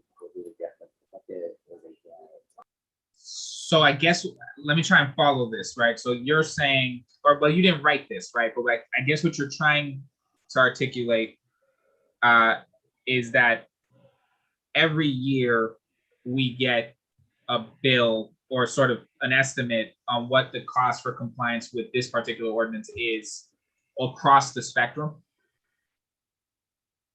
I think that would be the thought. And I'm thinking back to maybe a previous working session where our colleagues in Do It had some concerns about what it would mean for their staffing levels that they need to sort of comply with this. I don't know if that exists in the other departments as well. But yes, across the spectrum, what would it cost? I guess I think that's the intent. The question I would ask is what, to use the example they brought up earlier, what exactly is the difference between having a total told to us on a compliance with this as to what we just had a whole thing about FOIAs, having our information director do what they do for every single department in the city. Like we don't have I don't get a bill for that every year. I don't get an estimate. I've never adjusted. In all fairness, I've done 2 budgets now. I don't even think I've asked, like, what does this person need? What are their staffing like? I don't even know that that's ever come up. It's a weird wrinkle because I don't know how that would be any different as a transparency sort of foiable public good, public transparency thing than what he does currently or what anybody in the future does in that role. I don't get one that says like the Boston Globe made 50 requests this year and the WGBH made 28 and Ricardo made 7. And so that cost this much more today than it did yesterday. So just a pointed question to Councilor Arroyo, that you don't find the language to be necessary? I don't think it's necessary, but I'm Or the sort of annual like you. report. I'm sort of agnostic on it, and the fact that Okay. you have the advocates opposed to it, and sort of the city doesn't really have a totally great answer for why they should do it. I don't really. Okay. It's Well, sort I of mean- tipped the other way, but I'm agnostic on it, to be honest. Like, it doesn't. Okay. I think that that's, okay. Yeah. All right, let's go continue on. I think we're close to getting to the end. So in the next section, based upon information provided in the report, shall determine whether benefits of the impacted city departments and community of the surveillance technology outweigh the financial and operational costs, and whether reasonable safeguards exist to address reasonable concerns regarding privacy, civil liberties, and civil rights impacted by the deployment of the surveillance technology. If the benefits or reasonably anticipated benefits do not outweigh the financial and or operational costs, or civil liberties or civil rights are not reasonably safeguarded, this council may recommend modifications of the surveillance use policy that are designed to address the city council's concerns to the mayor for their consideration. Withdraw authorization for continued use of surveillance technology by a majority vote of the city council, and or request a report back from the mayor regarding the steps taken to address the city council's concerns. The language or the suggested edit is to strike withdraw authorization or continued use of the surveillance technology by a majority vote of the city council. I can guess where. Yeah, I didn't think they called me. I would, yes, I will just go straight to the administration. Thank you. So again, this would be where that working group would come in. It could, you could send it out to them, and hopefully they come back with, some modifications, and then it could be, put to a vote again. See, I like that use of words that you say, because you said the word hopefully. And the problem is what this allows is for me to hope a lot, but have nothing to make sure that they do it. And so that's the problem with this, as far as I see it, is that I'm hoping that the task force addresses my concerns, and then I'm hoping that the mayor cares, and then I'm hoping that it gets put in place, but there's no mechanism for me to say, but if you don't, there's this. I just kind of got to get stuck. Oh, then it reverts back.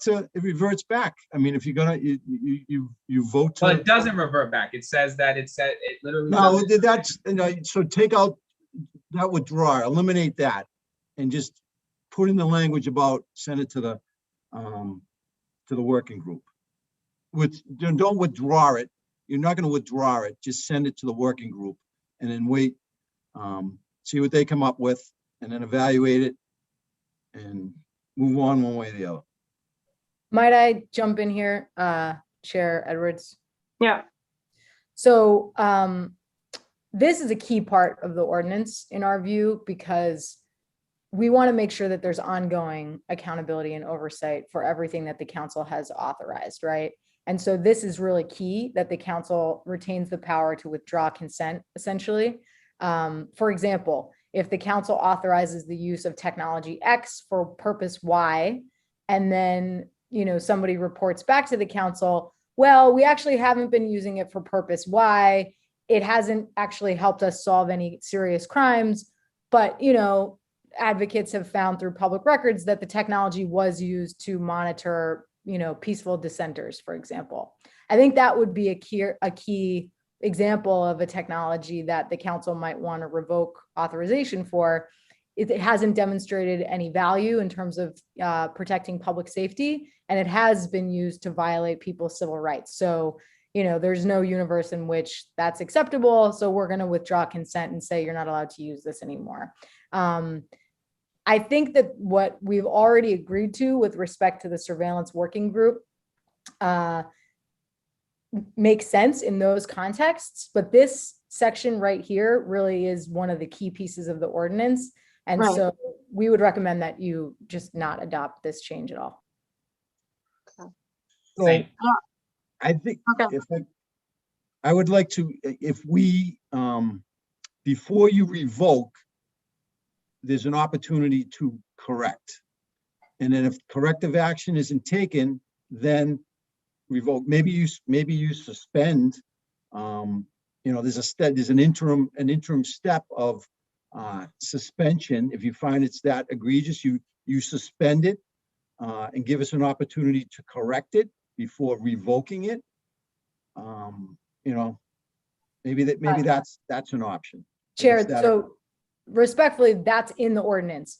So the two other options are for the council to recommend modifications to the policy to address the concerns, and two, to request a report back from the mayor regarding steps that have been taken to address the council's concerns. So, we're confident that those options are already in there. Okay. All right, and then finally, if need be, to withdraw it altogether. Okay. I think we're going to continue on. I don't think the language is going to be, at least that part will be removed. I think it'll be taken as serious as it is written, intended to be written, which is it's a big deal to take away something that the police have been used, and it should be seen that way. Yeah, I don't think that's a start. I like that there's three things there. I don't think it's the starting point. I don't think you jump to, unless it's that egregious. I don't think we jump to revocation. I think there's even an option there just to have them explain it, right? And then possibly do nothing else. Right. All right, we're gonna go to these. Yeah, you can continue on. Thank you so much. I just want to give kudos again, hand clap to Michelle. Yeah, you're doing great.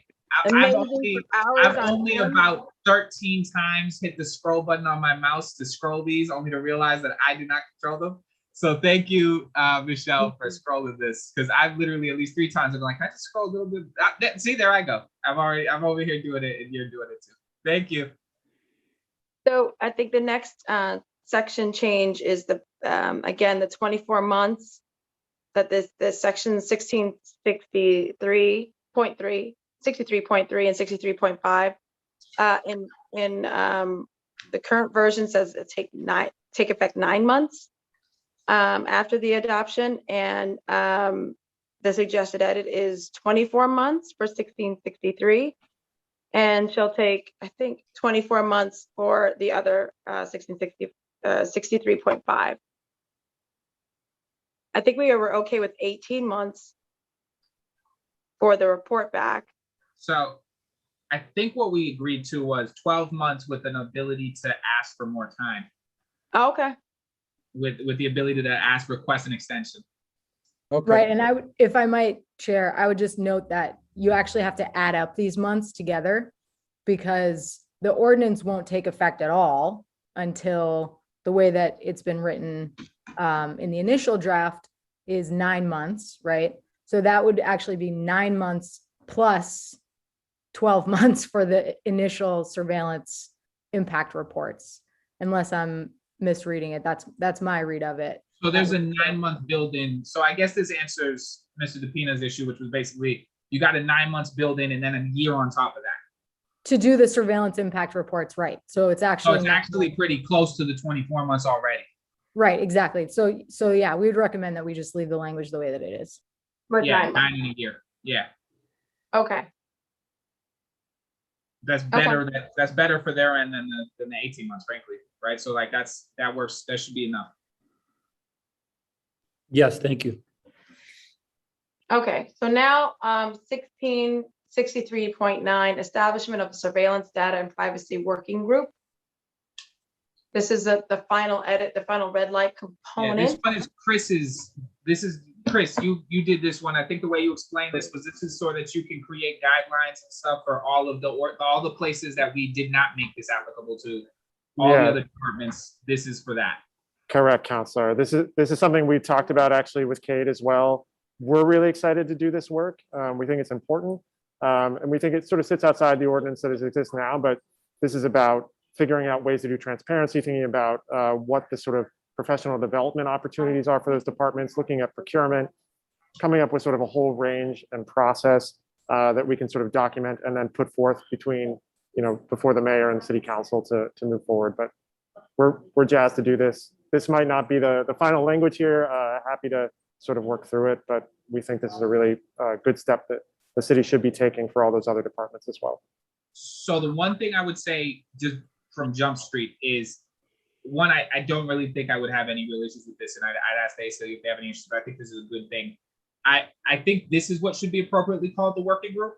I think what has been called the sort of surveillance oversight working group that's been streamed through here as surveillance oversight working group, we should just come up with a name for that, because it's not really a working group. It's going to be some kind of permanent creation. And I don't know if we call it the surveillance oversight, I don't know, committee, right? Like, I don't know what we call that, but that has to have a different name, because the appropriate use for me for a working group is this, which is something that eventually disbands, right? Like, this eventually ends, this other one doesn't. And then we can have that clarity throughout the entire document, that these are two different things.